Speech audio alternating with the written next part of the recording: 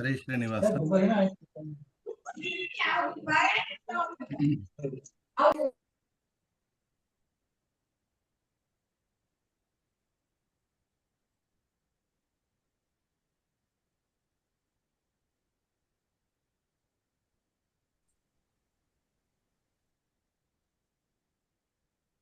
ಶುರು ಮಾಡೋಣ ನಾವು.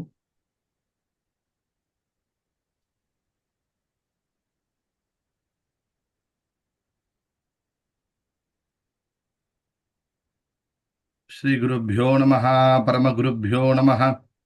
ಶ್ರೀಮದಾನಂದತೀರ್ಥ ಭಗವತ್ಪಾದಾಚಾರ್ಯ ಗುರುಭ್ಯೋ ನಮಃ. ಹರಿ ಓಂ. ಕಲ್ಯಾಣಾದ್ಭುತ ಗಾತ್ರಾಯ ಕಮಿದಾರ್ಥ ಪ್ರದಾಯಿನೇ ಶ್ರೀಮದ್ ವೆಂಕಟನಾಥಾಯ ಶ್ರೀನಿವಾಸಾಯ ತೇ ನಮಃ. ಹಯಗ್ರೀವ ಹಯಗ್ರೀವ ಹಯಗ್ರೀವೇದಿ ವದೇತ್ ತಸ್ಯ ನಿಸ್ಸರತೆ ವಾಣಿ ಜನ್ಗಕನ್ಯಾ ಪ್ರಭಾಗವತ್. ಅಭ್ರಮಂ ಭಂಗರಹಿತಂ ಅಜಡಂ ವಿಮಲಂ ಸದಾ ಆನಂದತೀರ್ಥಮತುಲಂ ಭಜೆ ತಾಪತ್ರಯಾಪಹಂ. ಚಿತ್ರೈಃ ಪದೈಶ್ಚ ಗಂಭೀರೈಃ ವಕ್ಯೈರ್ಮಾಣೈರಖಂಡಿತೈಃ ಗುರುಭಾವಂ ವ್ಯಂಜಯಂತಿ ಭಾತಿ ಶ್ರೀ ಜಯತೀರ್ಥವಾಕ್. ತಂ ವಂದೇ ನೃಸಿಂಹತೀರ್ಥನಿಲಯಂ ಶ್ರೀ ವ್ಯಾಸರಾಟ್ ಪೂಜಿತಂ ಧ್ಯಾಯಂತಂ ಮನಸಾ ನೃಸಿಂಹಶರಣಂ ಶ್ರೀಪಾದರಾಜಂ ಗುರುಂ. ಅರ್ತಿಕಲ್ಪಿತಕಲ್ಪೋऽಯಂ ಪ್ರತ್ಯರ್ತಿಗಜಕೇಸರಿ ಶ್ರೀ ವ್ಯಾಸತೀರ್ಥ ಗುರುರ್ಭೂಯಾತ್. ಅಸ್ಮದಿಷ್ಟಾರ್ಥಸಿದ್ಧಯೇ ತಪೋ ವಿದ್ಯಾ ವಿರಕ್ತ್ಯಾದಿ ಸದ್ಗುಣೋಕಾಕರಾಣಹಂ ವಾದಿರಾಜ ಗುರುನ್ ವಂದೇ. ಹಯಗ್ರೀವ ಪದಾಶ್ರಯಾನ್ ಭಕ್ತಾನಾಂ ಮಾನಸಾಂ ಭೋಜ ಬಾಣವೇ ಕಾಮಧೇನವೇ ನಮತಾಂ ಕಲ್ಪತರವೇ ಜಯೀಂದ್ರ ಗುರವೇ ನಮಃ.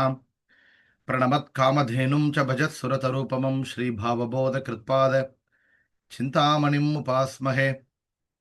ಪೂಜ್ಯಾಯ ರಾಘವೇಂದ್ರಾಯ ಸತ್ಯಧರ್ಮರತಾಯ ಚ ಭಜತಾಂ ಕಲ್ಪವೃಕ್ಷಾಯ ನಮತಾಂ ಕಾಮಧೇನವೇ. ಮನ್ಮಣೋಭೀಷ್ಟವರದಂ ಸರ್ವಾಭೀಷ್ಟಫಲಪ್ರದಂ ಪುರಂದರ ಗುರುಂ ವಂದೇ ದಾಸಶ್ರೇಷ್ಠಂ ದಯಾನಿಧಿಂ. ಅಜ್ಞಾನತಿಮಿರಚ್ಛೇದಂ ಬುದ್ಧಿಸಂಪತ್ಪ್ರದಾಯಕಂ ವಿಜ್ಞಾನವಿಮಲಂ ಶಾಂತಂ ವಿಜಯಾಖ್ಯ ಗುರುಂ ಭಜೆ. ಆಪಾದಮೌಲಿಪರ್ಯಂತಂ ಗುರೂಣಾಮಾಕೃತಿಂ ಸ್ಮರೇತ್ ತೇನ ವಿಘ್ನಾ ಪ್ರಣಶ್ಯಂತಿ ಸಿದ್ಧ್ಯಂತಿ ಚ ಮನೋರಥಾಃ. ಶ್ರೀ ಗುರುಭ್ಯೋ ನಮಃ. ಹರಿ ಓಂ.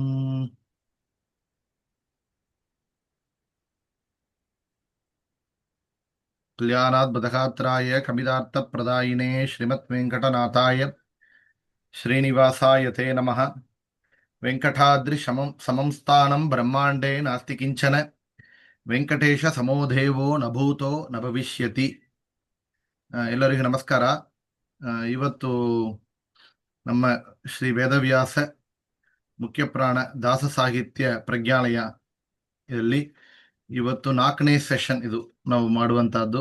ಇದು ಬಂದು ಇವತ್ತು ನಾವು ತಗೊಂಡಿರುವ ಈ ಒಂದು ಸಬ್ಜೆಕ್ಟ್ ಬಂದು ದಾಸ ಸಾಹಿತ್ಯದಲ್ಲಿ ಶ್ರೀನಿವಾಸ ಕಲ್ಯಾಣ. ಶ್ರೀನಿವಾಸ ಕಲ್ಯಾಣ ಅಂತ ಕೇಳಿದರೆ ಎಲ್ಲರಿಗೂ ಚೆನ್ನಾಗಿ ಪರಿಚಯವಾಗಿದೆ. ಆ ಕತೆ ಹೇಳಬೇಕೆಂಬುದಿಲ್ಲ ಅಂತ ನಂಗೆ ಅನಿಸುತ್ತೆ. எல்லாருக்கும் ஸ்ரீனிவாச கல்யாணம் பல இடங்கள்ல நம்ம கேட்டிருப்போம். அந்த கதையினுடைய பரிச்சயம் வந்து நிறைய அவசியம் இருக்காதுன்னு நினைக்கிறேன் எல்லாருக்குமே. இருந்தாலும் இன்னைக்கு நம்ம பார்க்க போறது வந்து ಶ್ರೀನಿವಾಸ ಕಲ್ಯಾಣத்தை ದಾಸ ಸಾಹಿತ್ಯದಲ್ಲಿ எப்படி கொடுத்துருக்கா அப்படிங்கிறது. ಎಲ್ಲರಿಗೂ ತುಂಬಾ ಪ್ರಸಿದ್ಧವಾಗಿದ್ದು ಹಂಗಂತ ನೋಡಿದರೆ ಅದು ವಾದಿರಾಜರು ರಚನೆ ಮಾಡಿರುವಂತಹ ಶ್ರೀನಿವಾಸ ಕಲ್ಯಾಣ.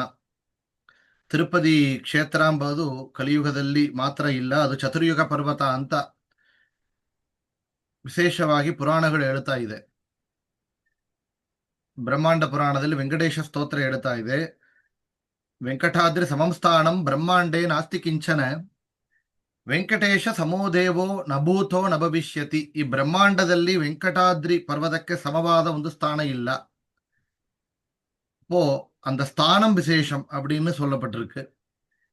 அதற்கு சமமான ஒரு ஸ்தானம் இல்லைனால் ಅದಕ್ಕೆ ಇಂತ ಹೆಚ್ಚು ಉನ್ನತವಾದ ಒಂದು ಸ್ಥಾನ ಇಲ್ಲ. ಸೊ ಅದು ಬೆಸ್ಟ್ ಸ್ಥಳ ಅಂತ ಹೇಳ್ತೇವೆ. ಇನ್ನೊಂದು ವೆಂಕಟೇಶ ಸಮೋದೇವೋ ನಭೂತೋ ನ ಭವಿಷ್ಯತಿ. ಆ ವೆಂಕಟೇಶನಿಗೆ ಅಲ್ಲೇ ವಾಸ ಮಾಡುವಂತಹ ವೆಂಕಟೇಶನಿಗೆ ಸಮವಾದ ಇನ್ನೊಂದು ದೈವ ಇಲ್ಲ. ಹಂಗಂದ್ರೆ ಅವನಿಗೆ ಸಮವಾದ ಒಬ್ಬ ಇಲ್ಲ ಅಂತ ಕೇಳಿದರೆ ಅವನಿಗಿಂತ ಉತ್ತಮವಾದ ಇನ್ನೊಬ್ಬ ಇಲ್ಲ ಅಂತ ಅರ್ಥ.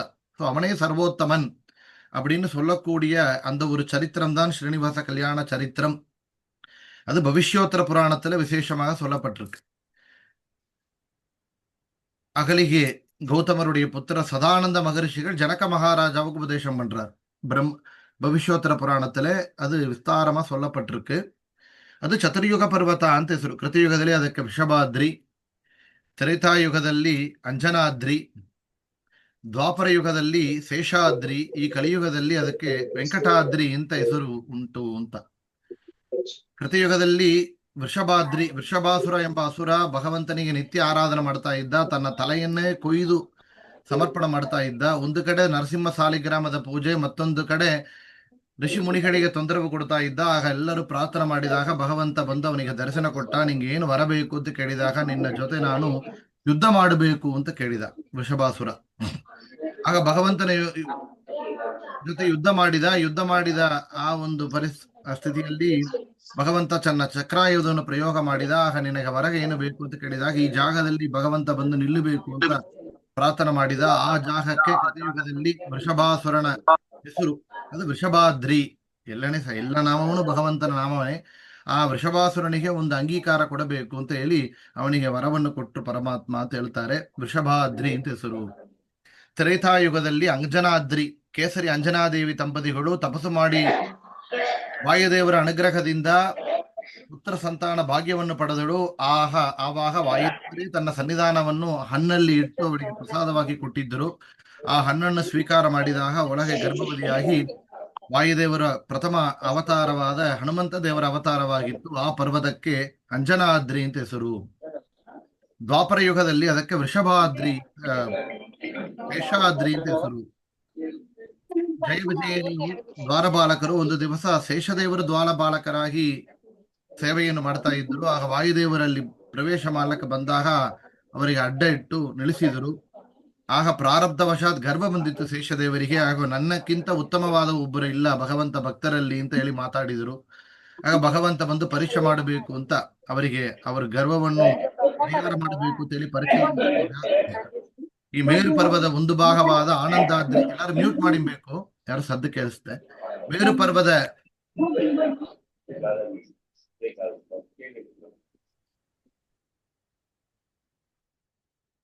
ಕೊಂಚ ಸ್ವಲ್ಪ ಹೊತ್ತು ನಾ ಮ್ಯೂಟ್ ಮಾಡ್ತಾನೆ. ಎಲ್ಲರೂ ಮಾತಾಡ್ಬೋದು, ಕ್ವಶ್ಚನ್ ಹೇಳ್ಬೋದು, ಮಾತಾಡ್ಬೋದು. ಮೇರು ಪರ್ವದ ಒಂದು ಭಾಗವಾದ ಆನಂದಾದ್ರಿ ಎಂಬ ಭಾಗವನ್ನು ಸುತ್ತಿಕೊಳ್ಳಬೇಕು ಅಂತ ಹೇಳಿದಾಗ ವಾಯುದೇವರನ್ನ ಗಾಳಿಯಾಗಿ ಬೀಸಬೇಕು. ಇದರಲ್ಲಿ ಯಾರು ಗೆಲ್ಲುತ್ತಾರೆ ಅಂತ ನೋಡಬೇಕು ಅಂತ. ಆವಾಗ ಅಲ್ಲಿ ஆனந்தாத்ரி பர்வதத்தை வந்து சேஷ பகவான் நல்லா சுத்திக்கிறார். இப்போ வாயு பகவான் அங்க காத்து வீசும்போது அந்த பர்வதம் சமேதமாக பறக்கிறார். பறந்து பறந்து பறந்து ஸ்வர்ண நதி தீரம் வரைக்கும் வர்றது. இப்போ தேவதைகள்லாம் பிரார்த்தனை பண்றார் வாயு பகவான்கிட்ட. இப்போ வாயு பகவான் சேஷ பகவானுக்கு அனுகிரகம் செய்வதற்காகவே செய்த லீலை, அது பகவானுடைய ಸಂಕಲ್ಪம் ಅವருக்கு தெரியும். அப்போ ಆ ಸಮಯದಲ್ಲಿ ಅಲ್ಲಿ ಸ್ವರ್ಣ ನದಿ ತೀರದಲ್ಲಿ ಬಂದು ಇಳಿಸ್ತಾರೆ. ಆ ಪರ್ವತ ಜೊತೆಯ ಸಮೇತವಾಗಿ ಶೇಷದೇವರನ್ನ ಅಲ್ಲಿ ಭಗವಂತ ಬಂದು ನಿಲ್ಲುತ್ತಾನೆ ಎಂಬ ವರವನ್ನು ಕೂಡ ವಾಯುದೇವರು ಭಗವಂತನ ಮುಖದಿಂದ ಮಾಡಿಸಿದರು, ಪ್ರಾರ್ಥನೆ ಮೂಲಕ ಮಾಡಿಕೊಟ್ರು. ಆಗ ಆ ಪರ್ವತಕ್ಕೆ ಶೇಷಾದ್ರಿ ಎಂಬ ಹೆಸರು ಬಂದಿತ್ತು. ಕಲಿಯುಗದಲ್ಲಿ ಅದಕ್ಕೆ ವೆಂಕಟಾದ್ರಿ ಎಂಬ ಹೆಸರು. ಮಾಧವ ಎಂಬ ಒಂದು ಬ್ರಾಹ್ಮಣ ನಿತ್ಯ ಕರ್ಮಾನುಷ್ಠಾನಗಳನ್ನ ಮಾಡುತ್ತಾ ವೇದಗಳನ್ನ ಓದ್ತಾ ಇದ್ದವ. ಅವನಿಗೆ ಆ ಒಂದು ಪ್ರಾರಬ್ಧವಶಾತ್ ಅವನಿಗೆ ಒಂದು ಪಾಪಗಳು ಸೇರಿಕೊಂಡಿತ್ತು. ಆ ಪಾಪದ ಅನುಸರಿಸಿ ಅವೇನ್ ಮಾಡಿದ, ದುಷ್ಟ ಸ್ತ್ರೀ ಇಂದ್ರ ಹಿಂದೆ ಹೊರಟಿದ್ದ. ಅವಳ ಜೊತೆ ವಾಸ ಮಾಡಿದ, ಜನಿವಾರನ ಕಡ್ದು ಹಾಕಿದ, ಮಾಂಸವನ್ನು ಸ್ವೀಕಾರ ಮಾಡಿದ. ಎಲ್ಲ ಕೆಟ್ಟ ಪಣಗಳು வந்திருது. வேத சாஸ்திர அத்தியனம் பண்ண பிராமணன். அப்போ ஒரு காலம் அவளையும் இழந்த நேரத்தில் அந்த துக்கம் அவனுக்கு வர்றது. அந்த துக்கத்துல பைத்தியம் பிடிச்ச மாதிரி ஆகிறான். ஆனால் அவன் செய்த அந்த புண்ணியம் சஜ்ஜனர்களுடைய சகவாசம் கிடைக்கிறது. அப்ப அந்த திருப்பதி ಪರ್ವತத்திற்கு ಯಾತ್ರೆ வரக்கூடிய ಸಜ್ಜನಗಳ ಜೊತೆ ಸೇರಿಕೊಂಡು ಅಲ್ಲಿ ಯಾತ್ರೆಯನ್ನು ಮಾಡಿತಾನೆ. ಮಾಡುವಾಗ ಅವರು ಅಲ್ಲಿ ಕಪಿಲ ತೀರ್ಥ ಸ್ನಾನ ಮಾಡಿದ, ಇವನು ಮಾಡಿದ. ಅಲ್ಲಿ ಎಲ್ಲರೂ ಪಿತೃ ಕಾರ್ಯ ಮಾಡಿದ, ಇವನು ಮಾಡಿದ. ಅವರು ಭಗವಂತನ ನೈವೇದ್ಯ ಮಾಡಿ ಮಿಚ್ಚ ಏನಿಟ್ಟಿದ್ರು ಆ ಉಳಿದ ಆ ಶೇಷಭಾಗವನ್ನು ಪ್ರಸಾದವನ್ನು ಸ್ವೀಕಾರ ಮಾಡಿದ. ಇದೆಲ್ಲ ಅವನಿಗೆ ಅನುಕೂಲವಾಗಿತ್ತು. ಆ ಪರ್ವತವನ್ನು ಸ್ಪರ್ಶ ಮಾಡಿದಾಗ ಅವನಿಗೆ ಮೈಯೆಲ್ಲ ಏನೋ ನಡುಗುತ್ತಾ ಇದೆ. ಆಗ ವಾಂತಿಯಾಗಿತ್ತು ಅವನಿಗೆ. ಆಗ ಬ್ರಹ್ಮದೇವರ ದರ್ಶನವನ್ನು ಕೊಟ್ಟರು. ನಿನ್ನ ಪಾಪಗಳು ಪರಿಹಾರ ಆಗಬೇಕು ಅಂದ್ರೆ ಈ ಸ್ವರ್ಣ ನದಿ ತೀರದಲ್ಲಿ ನಿನ್ನ ದೇಹವನ್ನು ತ್ಯಾಗ ಮಾಡು. ಆದರೆ ಈ ಒಂದು ಪರ್ವತ ಸ್ಪರ್ಶ ಮಾತ್ರದಿಂದಲೇ ಪಾಪಗಳ ಪರಿಹಾರ ಆಗತ್ತೆ. ವೇಂದ್ರ ಪಾಪ ಕಟ ಅಂದ್ರೆ ನಡುಗುತ್ತಾ ಇದೆ. ಆ ಪಾಪಗಳೆಲ್ಲ ನಡುಗುತ್ತಾ ಇದೆ ವೆಂಕಟಾದ್ರಿ ಪರ್ವತ ಸ್ಪರ್ಶ ಮಾತ್ರದಿಂದಲೇ ಅಂತ. ಅದು ಸಾಲಿಗ್ರಾಮದ ಪರ್ವತ. ಅದರಿಂದಲೇ ವ್ಯಾಸರಾಜರು ವಾದಿರಾಜರು ತಮ್ಮ ಮೊಳಕಾಲಿನಿಂದ ನಡೆದು ಹೋಗಿದ್ದಾರೆ ಅಂತ ಕೇಳುತ್ತೇವೆ. ಅಂತಹ ವಿಶೇಷವಾದ ಪರ್ವತ. ಆಗ ಆ ಮಾಧವ ಎಂಬ ಬ್ರಾಹ್ಮಣಿಗೆ ವರ ಕೊಡುತ್ತಾರೆ, ಮುಂದೆ ನೀನು ಆಕಾಶರಾಜನಾಗಿ ಅವತಾರ ಮಾಡುತ್ತಿ, ಆಗ ನಿಂಗೆ ಸಾಕ್ಷಾತ್ ಮಹಾಲಕ್ಷ್ಮಿ ಪದ್ಮಾವತಿಯಾಗಿ ಬಂದು ನಿನಗೆ ಹುಟ್ಟುತ್ತಾಳಮ್ಮ, ಆಗ ನೀ ಮಗಳಾಗಿ ಪಡೀತಾ ಇದ್ದಿ, ಶ್ರೀನಿವಾಸನೇ ನಿಂಗೆ ಅಳೆಯನಾಗಿ ಬರ್ತಾ ಇದ್ದಾನೆ, ಅವನಿಗೆ ನಿನ್ನ ಮಗಳನ್ನ ಮದುವೆ ಮಾಡಿ ಕೊಡ್ತಾ ಇದ್ದೀಯಾ ಅಂತ ಹೇಳಿ ಬ್ರಹ್ಮದೇವರ ವರವನ್ನು ಕೊಟ್ಟರು. ಆಗ ವೆಂಕಟ ಎಂದರೆ ಪಾಪ ಅಂತ ಹೇಳಿದ್ದೆವು, ಪಾಪಗಳನ್ನ ಪರಿಹಾರ ಮಾಡುವಂತಹ ಆ ವೆಂಕಟ ಪರ್ವತ, ವೆಂಕಟಾದ್ರಿ ಅಂತ ಕಲಿಯುಗದಲ್ಲಿ ಅದಕ್ಕೆ ಹೆಸರು ಬಂದಿತ್ತು. ಆ ಪರ್ವದಲ್ಲಿ ವಾಸ ಮಾಡುವಂತಹ ಶ್ರೀನಿವಾಸನಿಗೆ ವೆಂಕಟೇಶ ಅಂತ ಹೆಸರು ಅಂತ ಚತುರ್ಯುಗ ಪರ್ವತ ಅಂತ ವಿಶೇಷವಾಗಿ ಹೇಳಿದ್ದಾರೆ. ಅಂತಹ ಪರ್ವತದಲ್ಲಿ ವಾಸ ಮಾಡಿದ ಶ್ರೀನಿವಾಸನ ಚರಿತ್ರ, ಅದು ಶ್ರೀನಿವಾಸ ಕಲ್ಯಾಣ ಅಂತ ಪ್ರಸಿದ್ಧವಾಗಿದೆ. ಇದುವರೆಗೆ ಏನೋ ಡೌಟ್ ಇದೆಯಾ? ಮುಂದೆ ಹೋಗ್ಬೋದಾ?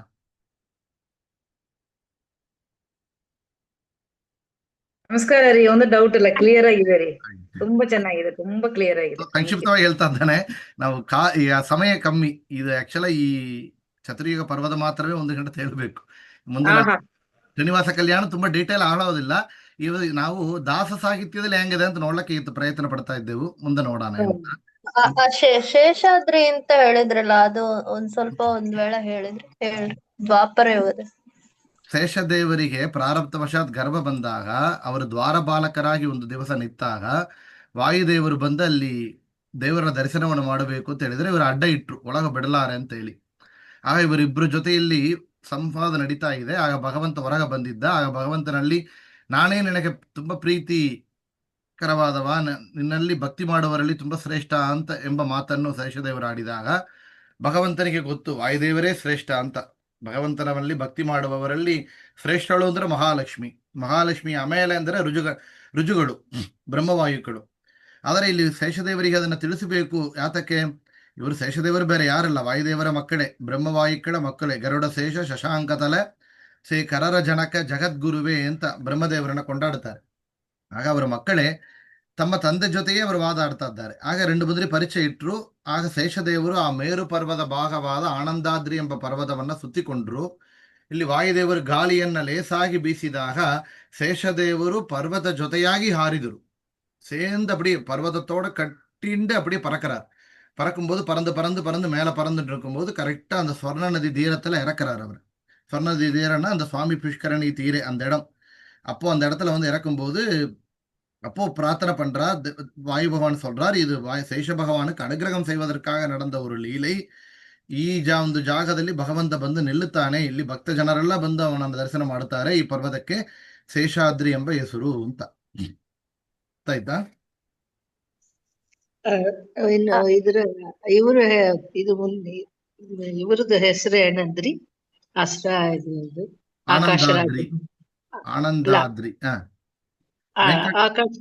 ಆಕಾಶರಾಜ ಮುಂದಿನ ಇದು ಇವಾಗ ಮಾಧವ ಎಂಬ ಬ್ರಾಹ್ಮಣ. ಅದಕ್ಕೆ ಕಲಿಯುಗದಲ್ಲಿ ವೆಂಕಟಾದ್ರಿ. ಕಲಿಯುಗದಲ್ಲಿ ವೆಂಕಟಾದ್ರಿ. ಅವ್ರ ಹೆಸರು ಇಲ್ಲ. ಮತ್ತೆ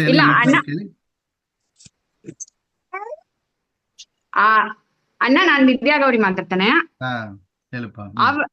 ಆ ಬ್ರಾಹ್ಮಣನ್ ಹೆಸರು ಬಂದು ಆತ್ಮಾರಾಮ ಅಂತ ಎಲ್ಲಿಯೋ ಕೇಳಿದಂಗೆ. ಮಾಧವ ಎಂಬ ಬ್ರಾಹ್ಮಣ. ಒಂದು ನಿಮಿಷ ಏನ್ ಶೇರ್ ಮಾಡ ಕಾಣಿಸ್ತೀಯಾ? ದಾಸ ಸಾಹಿತ್ಯದಲ್ಲಿ ಶ್ರೀನಿವಾಸ ಕಲ್ಯಾಣ. ಸೊ ನಮಗೆಲ್ಲರಿಗೆ ತುಂಬಾ ವಿಶೇಷವಾಗಿ ತಿಳಿದಿದ್ದು ಅಂದ್ರೆ ನಮ್ಮ ವಾದಿರಾಜರು ಮಾಡಿರುವಂತಹ ಶ್ರೀನಿವಾಸ ಕಲ್ಯಾಣ. ಇವತ್ತು ಅದು ಸಂಕ್ಷಿಪ್ತವಾಗಿ ನೋಡೋಣ, ಮತ್ತು ಬೇರೆ ಯಾರೆಲ್ಲ ಮಾಡಿದ್ದಾರೆ ಎಂಬ ವಿಷಯಗಳನ್ನು ಕೂಡ ನೋಡ್ಲಿಕ್ಕೆ ಪ್ರಯತ್ನ ಪಡೋಣ. ವಾದಿರಾಜರನ್ನ ಸ್ಮರಣ ಮಾಡುತ್ತಾ ತಪೋ ವಿದ್ಯಾ ವಿರಕ್ತಿಯಾದಿ ಸದ್ಗುಣೋಗ ಕರಾಣಹಂ ವಾದಿರಾಜ ಗುರುನ್ ವಂದೇ ಹಯಗ್ರೀವ ಪದಾಶ್ರಯಾನ್. ವಾದಿರಾಜರು ಈ ಒಂದು ಶ್ರೀನಿವಾಸ ಕಲ್ಯಾಣವನ್ನ ಸಂಕ್ಷಿಪ್ತವಾಗಿ ಮಾಡಿಕೊಟ್ಟಿದ್ದಾರೆ. ಶ್ರೀಯರೆಲ್ಲರೂ ಬನ್ನಿರೆ, ಶ್ರೀನಿವಾಸನ ಪಾಡಿರೆ, ಜ್ಞಾನ ಗುರುಗಳ ವಂದಿಸಿ ಮುಂದೆ ಕಥೆಯ ಪೇಳುವೆ. ತಮ್ಮ ಗುರುಗಳಾದ ವಾಗೀಶ ತೀರ್ಥರು ಅವರನ್ನ ಪ್ರಾರ್ಥನೆ ಮಾಡಿದ್ದಾರೆ. ಮುಖ್ಯವಾದ ಗುರುಗಳು ಅಂದ್ರೆ ಅವರಿಗೆ ಪರಮಾತ್ಮನೇ ಗುರು. ರುಜುಗಳ ಬಾವಿ ಸಮೀರರಾದರಿಂದ ಪರಮಾತ್ಮನೇ ಗುರುಸ್ಥಾನದಲ್ಲಿದ್ದಾನೆ ಅವರಿಗೆ ಅಂತ ಹೇಳುವುದುಂಟು. ಆಗ ಭಗವಂತನ ಗುರುಗಳನ್ನ ಪ್ರಾರ್ಥನೆ ಮಾಡ್ತಾ ಹೇಳ್ತಾರೆ, ಶ್ರೀಯರೆಲ್ಲರೂ ಬನ್ನಿರೆ, ಶ್ರೀನಿವಾಸನ ಪಾಡಿರೆ, ಜ್ಞಾನ ಗುರುಗಳ ವಂದಿಸಿ ಮುಂದೆ ಕಥೆಯ ಪೇಳುವೆ. ಗಂಗಾ ತೀರದ ಋಷಿಗಳು ಅಂದು ಯಾಗವ ಮಾಡಿದರು ಬಂದು ನಾರದನೆಂದುಕೊಂಡು ಯಾರಿಗೆಂದು ಕೇಳಲು ಅಂತ. ಗಂಗಾ ತೀರದಲ್ಲಿ ಋಷಿಗಳೆಲ್ಲ ಮ್ಯೂಟ್ ಮಾಡಿಲ್ರಿ ಎಲ್ಲಾರನ್ನೇ, ಆಮೇಲೆ ಡೌಟ್ ಕೇಳ್ಬೋದು, ಮಾತಾಡ್ಬೋದು. ಆಗ ಗಂಗಾ ತೀರದಲ್ಲಿ ಋಷಿಗಳೆಲ್ಲ ಯಾಗವನ್ನು ಮಾಡ್ತಾ ಇದ್ರು, ಸತ್ರಯಾಗ ಎಂಬ ಯಾಗವನ್ನ. ಆಗ ಆ ಸಮಯದಲ್ಲಿ ಅಲ್ಲಿ ಬಂದು ನಾರದರು ಬಂದು ಕೇಳಿದ್ರು, ಇಷ್ಟು ದೊಡ್ಡ ಯಾಗವನ್ನು ಮಾಡ್ತಾ ಇದ್ದೀರಲ್ಲ, ಈ ಒಂದು ಯಾಗದ ಫಲ ಯಾರಿಗೆ ಸಮರ್ಪಣೆ ಮಾಡ್ತಾ ಇದ್ದೀರಿ ಅಂತ. என்ன ஒரு காரியம் செய்தாலும் அந்த காரியத்தை சமர்ப்பணம் செய்யணும். சங்கல்பத்தோட ஆரம்பிக்கணும், சமர்ப்பணத்தோட நம்ம முடிக்கணும். அப்போ யாருக்கு சமர்ப்பணம் அப்படிங்கும்போது இந்த கேள்வி நல்ல கேள்வியா இருக்கு. அப்படின்னு யாருக்கு சமர்ப்பணம் செய்யணும்? ಸರ್ವೋತ್ತಮನ್ ಯಾರೋ ಅವನಿಗೆ ಸಮರ್ಪಣம் செய்யணும். அந்த ಸರ್ವೋತ್ತಮನ್ ಯಾರು ಅಂತ ಪರೀಕ್ಷೆ ಮಾಡಬೇಕು ಅಂತ ಹೊರಟಾಗ ಅರಿದು ಬರಬೇಕೆಂದು ಆ ಭೃಗುಮುನಿ ತೆರಳಿದ. ಭೃಗುಮುನಿಯೇ ಚೂಸ್ ಪண்றா. ಭೃಗುಮುನಿ ಯಾತಕ್ಕೆ ಅಂದ್ರೆ ವಿವೇಕಿಗಳು ಅಂತ ಅವರಿಗೆ ವಿವೇಕ ಉಳ್ಳ ಸೂಕ್ಷ್ಮ ಬುದ್ಧಿ ಅಂದ್ರೆ ಭೃಗುಮುನಿಗಳಿಗಿದೆ. ಆ ಭೃಗುಮುನಿಗಳೇ ವಿಜಯದಾಸರಾಗಿ ಅವತಾರ ಮಾಡಿದ್ದಾರೆ ಅಂತ ನಾವು ತಿಳಿಯುತ್ತೇವೆ. ಅಂತ ಭೃಗುಮುನಿಗಳನ್ನ ಅಲ್ಲಿ ಹೋಗಿ ಪರೀಕ್ಷೆ ಮಾಡಬೇಕು ಅಂದ್ರೆ ಎಲ್ಲಾ ದೇವತೆಗಳ ಜಾಗಕ್ಕೆ ಹೋಗೋದಿಲ್ಲ, ಮುಮ್ಮೂರ್ತಿಗಳ ಜಾಗಕ್ಕೆ ಹೋಗ್ತೇನೆ ಹೊರಟಿದ್ರು. ಎಲ್ಲಾ ದೇವತೆಗಳಲ್ಲಿ ಮುಮ್ಮೂರ್ತಿಗಳು ಶ್ರೇಷ್ಠ ಅಂತ ಆ ಮುಮ್ಮೂರ್ತಿಗಳನ್ನ ಪರೀಕ್ಷೆ ಮಾಡೋಣ ಅಂತ ಹೊರಟಿದ್ರು. ನಂದಗೋಪನ ಮಗನಗಂಧನ ಮಂದಿರಗಾಗಿ ಬಂದನು, ವೇದಗಳ ಓದುತ್ತಾ ಹರಿಯನ್ನು ಕೊಂಡಾಡುತ್ತಾ ಇರುವ ಬೊಮ್ಮನ ನೋಡಿದ ಕೈಲಾಸಕ್ಕೆ ಓಡಿದ ಅಂತ. ನಂದಗೋಪನ ಭಗವಂತನ ಮಗನಾದ ಬ್ರಹ್ಮದೇವರು ಮನೆಗೆ ಹೋಗಿದ್ರು. ಅಲ್ಲಿ ಹೋದರೆ ಅವರು ಯಾವಾಗಲೂ ವೇದಗಳನ್ನ ಓದ್ತಾ ಇದ್ರು. ಸರಸ್ವತಿ ದೇವಿಯರು ವೇದಗಳನ್ನ ಪಾರಾಯಣ ಮಾಡ್ತಾ ಇದ್ರು, ಬ್ರಹ್ಮದೇವರು ವೇದ ಪಾರಾಯಣ ಮಾಡ್ತಾ ಇದ್ದಾರೆ. ಆ ಒಂದು ಸಮಯದಲ್ಲಿ ಹೋದಾಗ ಇವರು ಯಾರು ಮಾತಾಡ್ಸಲಿಲ್ಲ. ಬ್ರಹ್ಮದೇವರ ಲೋಕ ಅಂದ್ರೆ ಸತ್ಯಲೋಕ, ಗಂಧರ್ವರು ಗಾನ ಮಾಡ್ತಾ ಇದ್ರು. ಅಲ್ಲಿ ಅಪ್ಸರಾಸ್ತ್ರೀಗಳೆಲ್ಲ ಭಗವಂತನ ಗುಣಗಾನ ಹೇಳಿ ನಾಟ್ಯವನ್ನು ಆಡ್ತಾ ಇದ್ರು. ಅಂತ ಒಂದು ಜಾಗದಲ್ಲಿ ಹೋದಾಗ ಅವರು ಮಾತಾಡ್ಸಲಿಲ್ಲ. ಇವರಿಗೆ ನಿಮಗೆ ಭೂಲೋಕದಲ್ಲಿ ಪೂಜೆ ಇಲ್ಲದೆ ಆಗಲಿ ಅಂತ ಶಾಪ ಇಟ್ರು ಅಂತ. ದೊಡ್ಡವರಿಗೆ ಚಿಕ್ಕವರು ಶಾಪ ಇಟ್ರು ಅದು ಕೆಲಸ ಮಾಡೋದಿಲ್ಲ ಅಂತ ಆಚಾರ್ಯರ ತಾತ್ಪರ್ಯ. ಇಲ್ಲಿ ಇವರು ಮಾತಾಡ್ಸಲಿಲ್ಲ. ಯಾತಕ ಮಾತಾಡ್ಸಲಿಲ್ಲ ಅಂದ್ರೆ ಬಂದ ಪರೀಕ್ಷೆ ಬಂದು ಸರ್ವೋತ್ತಮ ಯಾರು ಅಂತ ತಿಳಿಯಲಿಕ್ಕಾಗಿ. ಅದರಲ್ಲಿ ನಾನು ಸರ್ವೋತ್ತಮನಲ್ಲ ಅಂತ ತೋರಿಸಿಕೊಡಬೇಕು. ಬ್ರಹ್ಮದೇವರು ಮಾತಾಡದೇ ಇದ್ದರನು ಅದು ಸರ್ವಮೂಲ, ಅವರು ಮಾತಾಡಿದರನು ಸರ್ವಮೂಲ, ಮಾತಾಡದೇ ಇದ್ದರನು ಸರಿ ಸರ್ವೋತ್ತಮತ್ವವನ್ನು ಅಲ್ಲಿ ನಿಶ್ಚಯ ಮಾಡಿಕೊಟ್ಟಿದ್ದಾರೆ. ನೇರ ಕೈಲಾಸಕ್ಕೆ ಬಂದರು. ಕೈಲಾಸಕ್ಕೆ ಓಡಿದ ಶಂಭು ಕಂಡನು, ಪಾರ್ವತಿಯು ಕಲತಿರುವುದು ಕಂಡನು. ಸೃಷ್ಟಿಯೊಳಗೆ ನಿನ್ನ ಲಿಂಗ ಶ್ರೇಷ್ಠವಾಗಲೆಂದನು. ಅಲ್ಲಿ ಬಂದಿದ್ದರೆ ಸೃಷ್ಟಿಯೊಳಗೆ ನಿನ್ನ ಲಿಂಗ ಶ್ರೇಷ್ಠವಾಗಲೆಂದನು. ಆಗ ಬಂದರೆ ಕೈಲಾಸಕ್ಕೆ ಬಂದಿದ್ದಾರೆ. ಪಾರ್ವತಿಯು ಆಲಿಂಗನ ರೂಪದಿಂದ ದರ್ಶನ ಕೊಡ್ತಾ ಇದ್ರು. ಆಗ ಇಲ್ಲಿ ಒಳಗೆ ಬಂದಾಗ ಇವರು ಮಾತಾಡಿಸಲಿಲ್ಲ ಬ್ರಹ್ಮದೇವರು. ಇವರು ರುದ್ರದೇವರು ಪೆಟ್ಟು ಬಡಿಲಕ್ಕೆ ಹೊರಟಿದ್ರು. ಪೆಟ್ಟು ಬರಲಕ್ಕೆ ಬಂದಾಗ ನಿನಗೆ ಲಿಂಗ ಪೂಜೆ ಆಗಲಿ ಅಂತ ಹೇಳಿ ಶಾಪ ಇಟ್ರು ಅಂತ. ದೊಡ್ಡದವರು ಇಲ್ಲಿನ ಅದೇ, ದೊಡ್ಡವರಿಗೆ ಚಿಕ್ಕವರು ಶಾಪ ಇಟ್ರೆ ಕೆಲಸ ಮಾಡೋದಿಲ್ಲ. ಅದು ಯಾತಕ್ಕೆ ಮತ್ತೆ ಲಿಂಗ ಪೂಜೆ ಅಂದ್ರೆ ಭಗವಂತನ ಸಂಕಲ್ಪ ಹಂಗೆ ಇತ್ತು. ಇವರು ಯಾತಕ್ಕೆ ಹಂಗ ಬುಡಿಲಕ್ಕೆ ಬಂದಿದ್ರು? ಮಾತಾಡಿಸಿರ್ಬೋದಲ್ಲ ಅಂದ್ರೆ ಇವರುನು ಕೂಡ ಭಗವಂತನಿಗೆ ಮೊಮ್ಮಗ. ಪರಮ ವೈಷ್ಣವ ನೀನೆ, ಕೊರಳಲ್ಲಿ ರುದ್ರಾಕ್ಷ ಧರಿಸಿದ ಪರಮ ವೈಷ್ಣವ ನೀನೆ ಅಂತ ರುದ್ರದೇವರು. ಅಂತ ರುದ್ರದೇವರು ನಾನು ಸರ್ವೋತ್ತಮನಲ್ಲ, ನಾನು ಮನೋನಿಯಾಮಕರು ಅಂತ ಅವರಿಗೆ ಗೊತ್ತು. ಅದರಿಂದ ಅವರು ಏನ್ ಮಾಡಿದರು? ಆ ಲೀಲೆಯನ್ನು ಅನುಸರಿಸಿ ನಡೆದುಕೊಂಡ್ರು. அப்போ ಅವರು ಅಡಿಕವೇ வந்துட்டார். ಇವருக்கு ಅವಮಾனம் ಇನ್ನೂ ಅಧಿಕಮಾಯಿಡುತ್ತೆ. ನೇರ ಎಲ್ಲಿ ಬಂದರು? ವೈಕುಂಠಕ್ಕೆ ಬಂದನು, ವಾರಿಜಾಕ್ಷನ ಕಂಡನು. ಲೈನ್ ಮಾರಿದೆ. ಕೆಟ್ಟ ಕೋಪದಿಂದ ಒದ್ದರೆ ಎಷ್ಟು ನೊಂದಿತೆಂದನು. ತಟ್ಟನೆ ಬಿಸಿ ನೀರಿನಿಂದ ನೆಟ್ಟನೆ ಪಾದ ತೊಳೆದನು. ಬಂದ ಕಾರ್ಯವಾಗಿತೆಂದು ಅಂದು ಮುನಿಯು ತರಳಿದ. ಬಂದು ನಿಂತು ಶಬೆಯೊಳಗೆ ಇಂದಿರೇಶನ ಹೊಗಳಿದ. ನೇರ ಬಂದಿದ್ದಾರೆ. ಏನ್ ಮಾಡಿದ್ರು? ನೇರ ವೈಕುಂಠಕ್ಕೆ ಬಂದರು. 2 ಲೋಕಕ್ಕೆ ಹೋಗಿ ಆಲ್ರೆಡಿ ಅಪ್ಸೆಟ್ ஆயிருக்கார் அவர். இப்போ வெளியெல்லாம் சுத்திட்டு வரவர் ரொம்ப அப்செட் ஆயிருந்தா இன்னும் கோவத்தை வீட்டில் காட்டுவோம். அந்த மாதிரி இங்கே வைகுண்டத்துக்கு வந்தோடனே இன்னும் கோபம் அதிகமாக இருந்தது. நேராக ಬಂದರು. ಶೇಷದೇವರ ಮೇಲೆ ಮಳೆಗೊಂಡಿರುವ ಭಗವಂತನ ಹೃದಯದಲ್ಲಿ ವಕ್ಷಸ್ಥಳದಲ್ಲಿ ಎಟ್ಟು ಒದ್ದಾಗ ಭಗವಂತ ಎದ್ದು ಅವರ ಪಾದವನ್ನು ಹಿಡಿದು ತಟ್ಟನೆ ಬಿಸಿ ನೀರಿನಿಂದ ನೆಟ್ಟನೆ ಪಾದ ತೊಳೆದನು. ನನ್ನ ಕಠಿಣವಾದ ಹೃದಯನ ಎಟ್ಟಿ ಒದ್ದದಿಂದ ನಿಮಗೆ ನೋವಾಗಿರುತ್ತದೆ ಅಂತ ಹೇಳಿ ಪಾದವನ್ನು ಮುಟ್ಟಿ ಬಿಸಿ ನೀರಿನಿಂದ ಪಾದವನ್ನು ತೊಳೆದು ಪ್ರೋಕ್ಷಣೆ ಮಾಡಿಕೊಂಡ ಭಗವಂತ ಅಂತ. ಆಗ ಅವರ ಪಾದದಲ್ಲಿ ಒಂದು ಕಣ್ಣಿತ್ತು. ಆ ಕಣ್ಣಲ್ಲಿ ಒಂದು ದೈತ್ಯ ವಾಸ ಮಾಡ್ತಾ ಇದ್ದ. ಆ ದೈತ್ಯ ಆವೇಶದಿಂದ ಅವರಿಗೆ ಈ ಒಂದು ಗುಣ ಬಂದಿತ್ತು. ಬುದ್ಧಿ ಆ ಸಮಯ ಆಗಿತ್ತು ಅಂತ, ಕೆಟ್ಟೋಗಿತ್ತು ಅಂತ ಹೇಳ್ತಾರೆ. ಆಗ ಅವರಿಗೆ ಎಲ್ಲ ಗೊತ್ತಾಗಿತ್ತು, ತಪ್ಪು ಮಾಡಿದ್ದೆವು ಅಂತ.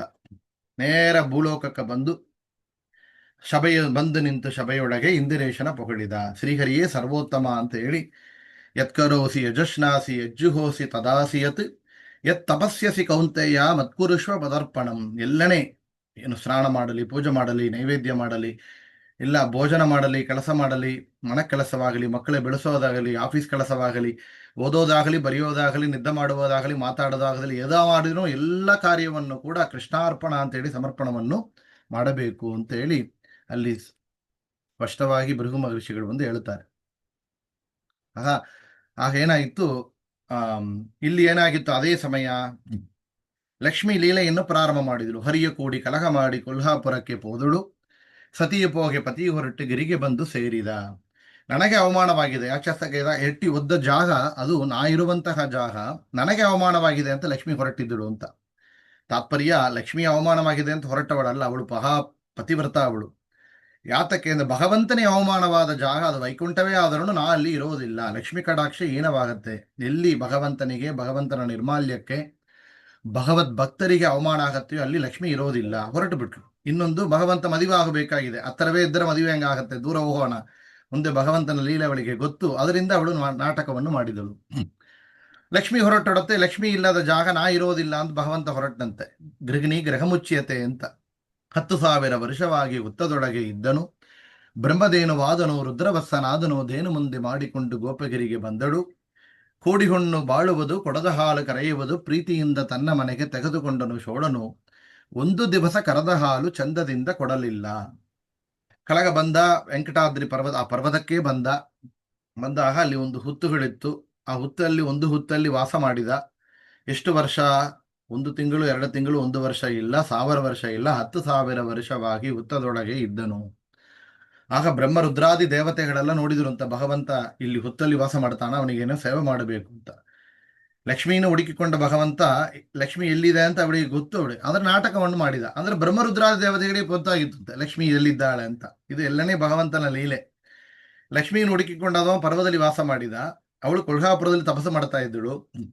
ಇಲ್ಲಿ ಬ್ರಹ್ಮರುದ್ರ ದೇವರಲ್ಲಿ ಹೋಗಿ ಪ್ರಾರ್ಥನೆಯನ್ನು ಮಾಡಿದರು, ಭಗವಂತನಿಗೆ ಸೇವೆ ಮಾಡಬೇಕು ಅಂತ ಹೇಳಿದಾಗ ಲಕ್ಷ್ಮಿ ಗೋಪಿಕಾ ಸ್ತ್ರೀ ರೂಪವನ್ನು ತಾಳಿದ್ರು.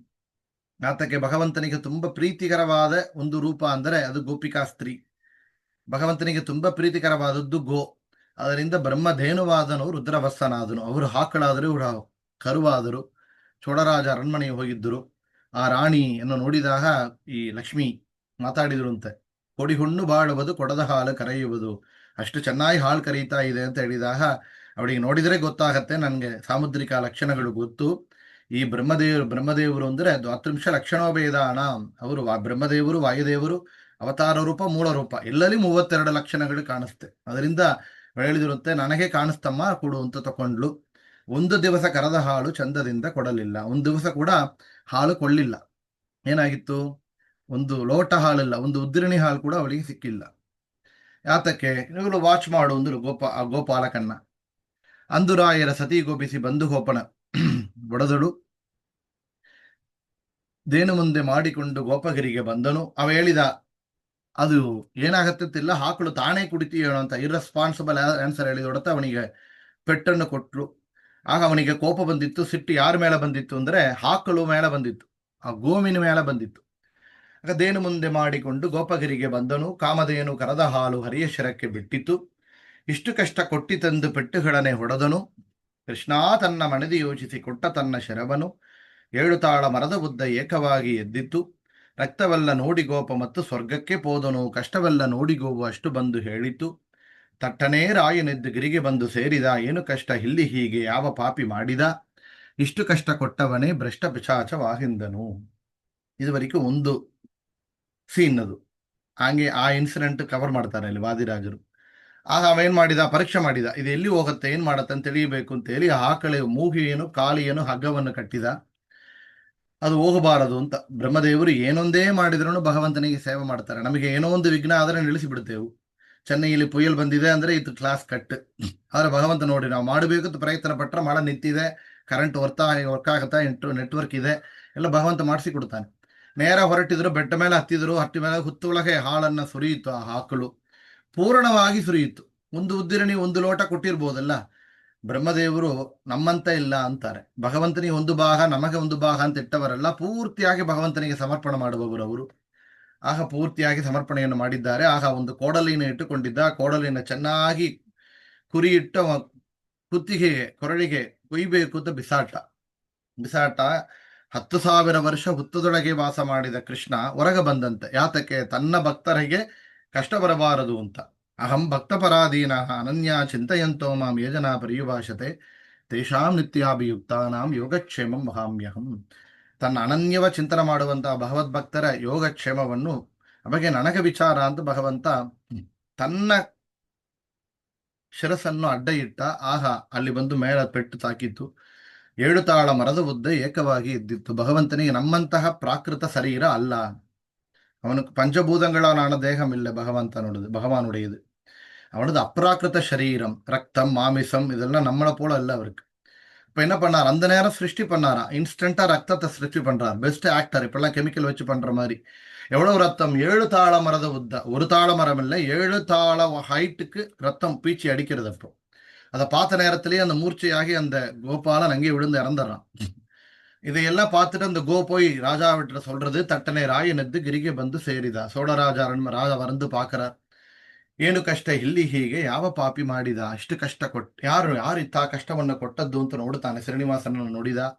ಆ ಗೋಪಾಲ ಕಲಗ ಬಿದ್ದಿದ್ದಾನೆ, ಅವನ ನೋಡಿದ. ಯಾರು ಈ ಕಷ್ಟವನ್ನು ಕೊಟ್ಟದ್ದು, ಯಾವ ಪಾಪಿ ಮಾಡಿದ ಅಂತ ಕೇಳಿದಾಗ ಅದಕ್ಕೆಲ್ಲ ಕಾರಣವಾದ ನೀನು ಪಿಶಾಚಾಹು ಅಂತ ಶಾಪ ಇಟ್ಟು ಭಗವಂತ ಅಂತ. ಪಿಶಾಚಾಹು ಅಂತ ಯಾತಕ್ಕೆ ಶಾಪ ಇಟ್ಟ ಹೇಳಿದಂತ ಭಗವಂತ ಇದೆಲ್ಲ ಶ್ರೀನಿವಾಸ ಕಲ್ಯಾಣ ಕೇಳ್ತೇವು. ನನಗೇನೋ ಹೆಂಡತಿ ಬಿಟ್ಟು ಬಂದಿದ್ದಾನಪ್ಪ, ತಲೆಯಲ್ಲಿ ಪೆಟ್ಟು ತಾಕಿದೆ, ಏನೋ ಬಂದಿದೆ, ಏನೋ ಮಾತು, ಏನೋ ಶಾಪ ಇಟ್ಟೆ ಅಂತ. ಹಂಗಲ್ಲ. ಹೆಂಡತಿ ಮಾಡುವಂತಹ ತಪ್ಪು ಗಂಡನಿಗೆ, ಶಿಷ್ಯರು ಮಾಡುವಂತಹ ತಪ್ಪು ಗುರುವಿಗೆ, ಪ್ರಜೆಗಳು ಮಾಡುವಂತಹ ತಪ್ಪು ಪಾಪ ರಾಜನಿಗೆ. ಇಲ್ಲಿ ಗೋಪಾಲ ಒಂದು ಗೋವಿನ ಹೆಂಗ ಸಂರಕ್ಷಣೆ ಮಾಡಬೇಕು ಅಂತ ಗೊತ್ತಿಲ್ಲ. ஒரு பசுவை அடிச்சு கொல்லவே துணிஞ்ச அவனுக்கு ராஜாவோட அட்மினிஸ்ட்ரேஷன் மேல தப்பு இருக்குன்னு சொல்லி ராஜாவுக்கு சாபம் வைக்கிறார். இப்போ முன்னாடி சொல்றார், முன்னாலே ஆகாஷராஜன் பத்மாவதி விவாகம் செய்து கொடுக்கும்போது எத்தனையோ ஆபரணங்களை கொடுப்பார். அப்ப வைர கிரீடத்தை கொடுப்பார். அந்த வைர கிரீடத்தை ஒவ்வொரு பிரதி சுக்கிரவாரம் நான் தரிக்கும், அந்த ஒரு முகூர்த்த காலம் உனக்கு ஆனந்தமாகும் அப்படின்னு பகவான் அனுகிரகம் செய்யறார். இப்போ முன்னாலே ಲೀಲೆಯ தொடர்றார். ಔಷಧ ಬೇಕು ಅಂತ ಬೃಹಸ್ಪತ್ಯಾಚಾರ್ಯರ ಕರೆಸಿದ. ಬೃಹಸ್ಪತ್ಯಾಚಾರ್ಯರ ಅಡக்கும் போது என்ன மருந்து அப்படிங்கும் போது அவர் மருந்து சொல்றார். அந்த மருந்தை தேடி ಅರುಣೋದಯದಲ್ಲಿ ಎದ್ದ ಔಷಧಾರ್ಥಕ್ಕೆ ಹೋದನು. ಕ್ರೋಡರೂಪಿಯ ಕಂಡನು, ಕೂಡಿ ಮಾತನಾಡಿದನು. ಇರುವುದಕ್ಕೆ ಸ್ಥಳವೇ ನನಗೆ ಏರ್ಪಾಡಾಗಬೇಕೆಂದನು. 3 ಪಾದ ಭೂಮಿ ಕೊಟ್ಟರೆ ಮೊದಲು ಪೂಜೆ ನಮಗೆಂದನು. ಪಾಕವನ್ನು ಮಾಡುವುದಕ್ಕೆ ஆக்கே பகுள ಬಂದಳು. தேடிண்டு போகிறார். அருணோதய காலத்திலே அந்த க்ஷேத்திரம், அது பூவராக க்ஷேத்திரம். அந்த வராக சுவாமி தன்ன கணங்களுடன் அங்கு வர்றார். அதை பார்த்தோன்னா பயந்த மாதிரி நடிக்கிறார். இங்கே ಹೆದರ್ಕೊಂಡಂತೆ ನಾವು ನಾಟಕವನ್ನು ಮಾಡಿದ್ರು. ಯಾರೊಬ್ರು ಮಾತಾಡಿಸ್ತಾರೆ, ಯಾರಪ್ಪ ನೀನು ಅಂದ್ರೆ ನಾವು ವೈಕುಂಠದಿಂದ ಬಂದಿದ್ದಾನೆ, ಹೆಂಡತಿಯನ್ನು ಬಿಟ್ಟು ಬಂದಿದ್ದಾನೆ, ಹುತ್ತಲ್ಲಿ ವಾಸ ಮಾಡಿದ ಎಲ್ಲ ಕಥೆಯನ್ನು ಹೇಳ್ತಾರೆ. ಪೆಟ್ಟು ತಾಕಿದೆ, ಔಷಧಕ್ಕಾಗಿ ಬಂದೆ, ನನಗೆ ಇರುವುದಕ್ಕೆ ಜಾಗ ಬೇಕು ಅಂತ. ಇದರಲ್ಲಿ ಪಾಠ ಭೇದ ಇದೆ. ನಮ್ಮ ತ್ರಿಧರ್ಮ ಪುಸ್ತಕದಲ್ಲಿ ಬಂದ ಹಾಡು ಮತ್ತು ಬೇರೆ ದಾಸರು ಮಾಡಿದ ಹಾಡೆಲ್ಲ ನೋಡಿದರೆ 100 ಪಾದ ಅಂತದೆ. ಇಲ್ಲಿ 3 ಪಾದ ಅಂತ ಎರಡನೇ ನಾವು ನೋಡ್ತೇವೆ. 3 ಪಾದ ಕೇಳಿದವ ಭಗವಂತನೇ ವಾಮನನಾಗಿ ಅಂತ ನಾವು ಕೇಳ್ತೇವೆ ಬಲಿ ಚಕ್ರವರ್ತಿಯಲ್ಲಿ. ಅದು ನೋಡಿ ಆಗ ನಂಗೆ ಭೂಮಿ ಕೊಟ್ರೆ ಸಾಕು ಅಂತ. ಆಳಿಪ್ಪ ಭೂಮಿ ಕೊಡ್ತಾನೆ, ನನಗೆ ಹೆಂಗ ನೀನು ಅಂದ್ರೆ ರಿಟರ್ನ್ ಇಡಬೇಕು ಅಂತ ಭಗವಂತ ಬರೆದು ಕೊಟ್ಟ ಅಂತ ಕೇಳ್ತಾಳೆ. ಆಗ ಬಾಕವನ್ನು ಊಟಕ್ಕೆ ಏನ್ ಮಾಡುತ್ತಿ ಅಂತ ಕೇಳಿದಾಗ ನಂಗೆ ಗೊತ್ತಿಲ್ಲ ಅಂತ ಹೇಳಿದು. ಆಗ ನನ್ನಲ್ಲಿ ಒಂದು ಹುಡುತಿ ಇದ್ದಾಳೆ, ಬಕುಳಾದೇವಿ ಅಂತ ಹೆಸರು, ಅವಳನ್ನು ನನಗೆ ಕಳಿಸಿಕೊಡ್ತಾನೆ, ಅವಳನ್ನು ಚೆನ್ನಾಗಿ ನೋಡಿಕೊಳ್ಳುತ್ತಾಳೆ ಅಂತ ಹೇಳಿ ಪಾಕವನ್ನು ಮಾಡುವುದಕ್ಕೆ ಆಕೆ ಬಗುಳ ಬಂದಳು. ಆ ಬಗುಳಾದೇವಿ ಬೇರೆ ಯಾರಲ್ಲ, ಅವಳು ಯಶೋಧಾದೇವಿ. ಯಶೋದೆ ನಂದಗೋಪ ದಂಪತಿಯರು ಭಗವಂತನ ಎಲ್ಲ ಬಾಲ್ಯಲೀಲೆಗಳ ನೋಡಿದ್ರು. ಅಂದ್ರೆ 16,108 ಮದುವೆಯಲ್ಲಿ ಒಂದು ಮದುವೆ ನೋಡ್ಲಿಲ್ಲ.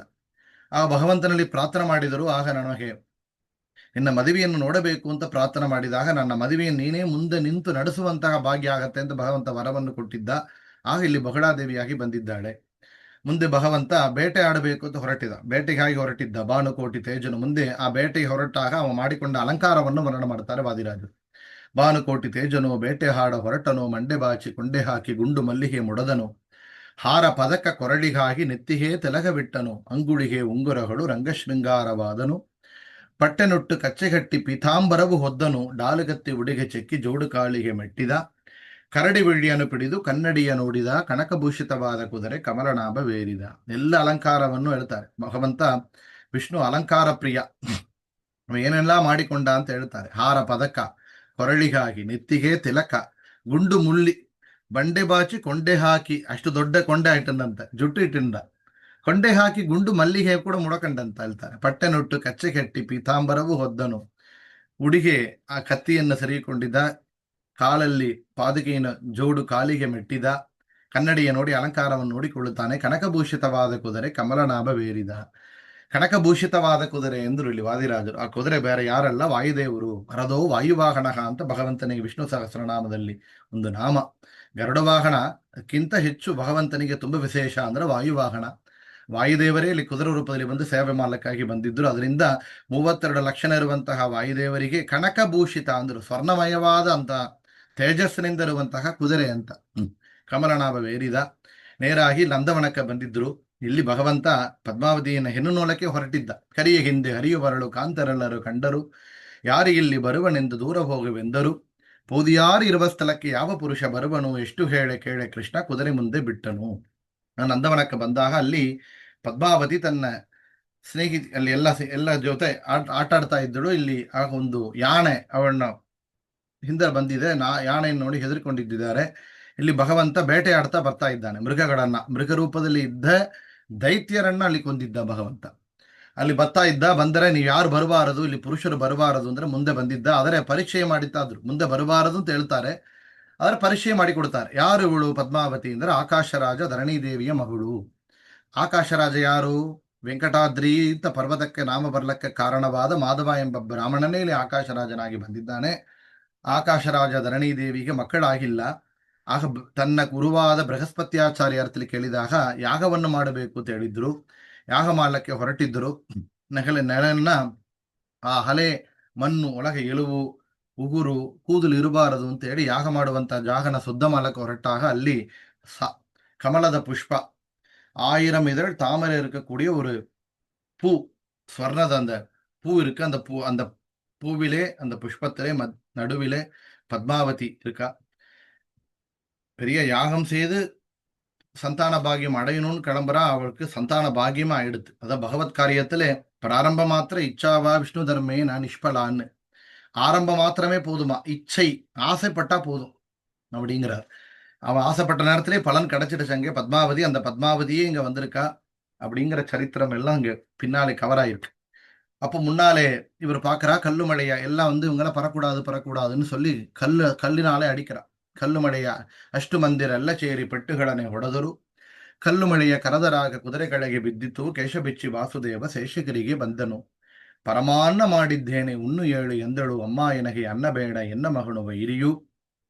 ಕಣ್ಣು ಇಲ್ಲದೆ ಬ್ರಹ್ಮ ಅವಳ ನಿರ್ಮಾಣವ ಮಾಡಿದ. ಯಾವ ದೇಶ ಯಾವಳಾಗೆ ಎನಗೆ ಹೇಳಿ ಎಂದಳು. ನಾರಾಯಣ ಪುರಕ್ಕೆ ಹೋಗು ರಾಮಕೃಷ್ಣರ ಪೂಜಿಸು. கல்லால அடிக்கிறா. அப்போ அந்த குதிரை அவருடைய பிராணனை விட்டுடுத்துங்கிறா. குதிரை காலமானதுனால் வாயு பகவான் இல்லை, வாயு பகவான் விட்டாதான் நம்ம பிராணன் போயிடும். அப்போ அவருடைய சேவை அந்த இடத்துல முடிஞ்சது. ಸೀತೆಯೇ ರಾಮನಿಡத்திலே சேர்த்து வைத்தவர். ಇಲ್ಲಿ ಪದ್ಮಾವತಿಯನ್ನ ಭಗವಂತನಲ್ಲಿ ಸೇರಿಸಿಡುವಂತಹ ದೊಡ್ಡ ಕಾರ್ಯವನ್ನು ಮಾಡಿದ್ದಾರೆ. ವಾಯುವಾಹನನಾಗಿ ಆ ಕುದುರ ರೂಪದಿಂದ ವಾಯುದೇವರು ಅಂತ ನೋಡುತ್ತೇವೆ. ಆಗ ಮುಂದೆ ಭಗವಂತ ತಾನೇ ತುಂಬಾ ಡಿಸಪಾಯಿಂಟ್ಮೆಂಟ್ ಆಗಿದಂತೆ ತೋರಿಸಿಕೊಂಡಂತೆ. ಎಲ್ಲ ನಾಟಕ ಬಂದು ಅನ್ನ ಅಲಂಕಾರವನ್ನು ಬಿಚ್ಚಿದ. ಕೇಶವನ್ನು ಬಿಚ್ಚಿ ವಾಸುದೇವ ಶೇಷಗಿರಿಗೆ ಬಂದನು. தன்னை முசுக்காக்கி மடிக்கிண்டா. போர்வை எடுத்தான் போத்திக்கிட்டான் முகத்தை. யாருக்கும் முகத்தை காட்டல. இப்போ பகடாதேவி சொல்றான், அப்பா என்னப்பா எடுத்து எல்லாம் கேட்கிறார். விஸ்தாரமாக பவிஷ்யோத்தர புராணத்துல சொல்லப்பட்டிருக்கு. இப்ப கேட்கிறார், வழியில இங்கே பூத பிரேத்தனுடைய பயமா எடுத்தான்னா. இவர் கேட்டார், ஏகோ விஷ்ணு பகத் பூதம் பிரதக் பூதான்ய நேகஷா. எல்லா பூத்தங்களும் பெரிய பூத்தம்னா நான். ஏன்னா என்னுடைய வயிற்றுலேயே எல்லா பூதராசிகளும் ಜೀವರಾಶಿಗಳು ಅಡಕಮ್ನು. ಎಲ್ಲೋ ಗ್ರಹங்களுடைய ಭಯಮಾನು ಕೇಳ್ಕರ. ಗ್ರಹಗಳ ಕಾಟವ ಅಂತ ಕೇಳಿದ್ರೆ ಅವಳು ಹೇಳಿದ್ರು, ಎಲ್ಲಾ ಗ್ರಹಗಳಿಗೆ ಬಡ ಕೊಡುವವ ನಾನು ತಾಯಿ ಅಂತ. ಏನಾಗಿತ್ತು ಏನೋ ಕೇಳ್ತಾರೆ. ನಾ ಅದು ಮಾಡಿದ್ದೇನಪ್ಪ, ಇದು ಮಾಡಿದ್ದೇನೆ, ಅಂಬಡ ಮಾಡಿದ್ದೇನೆ, ಸೊಂಡಿಗೆ ಮಾಡಿದ್ದೇನೆ, ಪಾಯಸ ಇದೆ, ಸ್ವೀಟ್ ಇದೆ, ಎಲ್ಲ ಮಾಡಿದ್ದೇನೆ ಅಂದ್ರೆ ಭಗವಂತ ಕಣ್ಣು ತೆರೆದು ನೋಡ್ಲಿಲ್ಲ. ಯಾತಕ್ಕೆ ಅಂದ್ರೆ ಭಗವಂತ ಹೇಳಿದ, ನನಗೆ ಏನು ಪ್ರಿಯವಾಗಿದೆ ಅಂತ ಕೇಳಿ ನಿಮಗೆ ಮಾಡಿ ಪ್ರಿಯವಾಗಿದ್ದೆಲ್ಲ ನೀವು ಕೊಡ್ತಾ ಇದ್ದೀರಾ, ಕೇಳ್ತಾ ಇದ್ದೀರಾ. ಭಗವಂತನ ಗುಡಿ ಹೋಗುತ್ತೇವೆ, ಆಲಯಕ್ಕೆ ಹೋಗುತ್ತೇವೆ, ರಾಯರ ಹತ್ರ ಹೋಗುತ್ತೇವೆ, ನಂಗೆ ಇದು ಬೇಕು ಅದು ಬೇಕು ಅಂತ ಕೇಳ್ತೀರಾ. ನಿಮಗೆ ಏನು ಬೇಕು ಅದನ್ನ ನಾ ಮಾಡುತ್ತೇನೆ ಅಂತ ಹೇಳಬೇಕು ಅಂತ. ಆಗ ಹೇಳಿದ್ರು, ಯಾವ ದೇಶ ಯಾವಳಾಗೆ ಎನಗೇ ಹೇಳಿ ಎಂದಳು. ಏನಮ್ಮ ಬೇಕು, ಏನೋ ಹೆಣ್ಣನ್ನ ನೋಡಿದ್ಯಾ ಅಂತ ಕೇಳಿದಾಗ, ಹೌದಮ್ಮ ಸರಿಯಾಗಿ ಹೇಳಿದ್ದಿ ಅಂತ. ಆಗ ಕಣ್ಣು ತೆರೆದು ಭಗವಂತ ನೋಡಿದ. ಈ ತರ ನೋಡಿದ್ದಾನೆ. ಆಕಾಶರಾಜ ಧರಣಿದೇವಿಯ ಪುತ್ರಿಯಾದ ಪದ್ಮಾವತಿಯನ್ನು ನೋಡಿದ್ದಾನೆ. ಅವಳನ್ನೇ ಮದುವಾಗಬೇಕು ಅಂತ. ಅವಳು ಯಾರು ಅಂತ ಭಗವಂತ ಹೇಳ್ತಾನೆ. ಭಗವಂತ ಇಷ್ಟದಿಂದ ಮದುವೆ ಮಾಡಿಕೊಂಡ ಅಂತ ನಾವು ತಿಳಿಸಬಾರದು. ಏನಪ್ಪಾ ಭಗವಾನ್ ಇಷ್ಟಪಡಿ கல்யாணம் பண்ணிக்கிட்டார், அதை இவ்வளவு ஜாலியா சொல்லிட்டு இருக்காருன்னு இல்லை. அப்போ பின்னாடி பேக்ரவுண்ட சொல்றார்.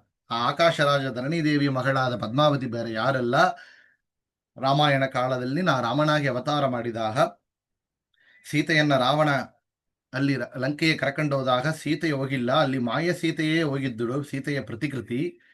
ಮುಂದೆ ನಾನು ಸೀತೆಯನ್ನ ಯುದ್ಧ ಮುಡಿದು ಮತ್ತು ಕರ್ಕೊಂಡು ಅಯೋಧ್ಯೆ ಹೋಗಬೇಕು ಅಂತ ಹೊರಟಾಗ ಅಗ್ನಿ ಪ್ರವೇಶವನ್ನು ಮಾಡುತ್ತ ಹೇಳಿದ್ದೆ. ನಿಜ ಸೀತೆ ಕೈಲಾಸದಲ್ಲಿ ಇದ್ದಳು, ಮಾಯ ಸೀತೆ ಲಂಕೆಯಲ್ಲಿ ಇದ್ದಳು. ಆಗ 2 ಸೀತೆ ಹೊರಗೆ ಬಂದಿದ್ದರು. ಆಗ ಸೀತಾದೇವಿ ನಿಜ ಸೀತೆಯಾದವಳು, ಈ ಸೀತೆಯನ್ನು ನೀವು ವಿವಾಹ ಮಾಡಿಕೊಳ್ಳಬೇಕು, ಇವಳು ವೇದವತಿ, ನನ್ನ ಪರವಾಗಿ ಇಲ್ಲಿದ್ದು ಕಷ್ಟವನ್ನು ಅನುಭವಿಸಿದವಳು ಅಂತ ಹೇಳಿದಾಗ, ನಾನು ಈ ಒಂದು ಅವತಾರದಲ್ಲಿ ಏಕಪತ್ನಿ ವ್ರತವನ್ನು ಧಾರಣ ಮಾಡ್ತಾನೆಮ್ಮ, ಅದರಿಂದ ನಾನು ಮದುವೆ ಆಗೋದಿಲ್ಲ.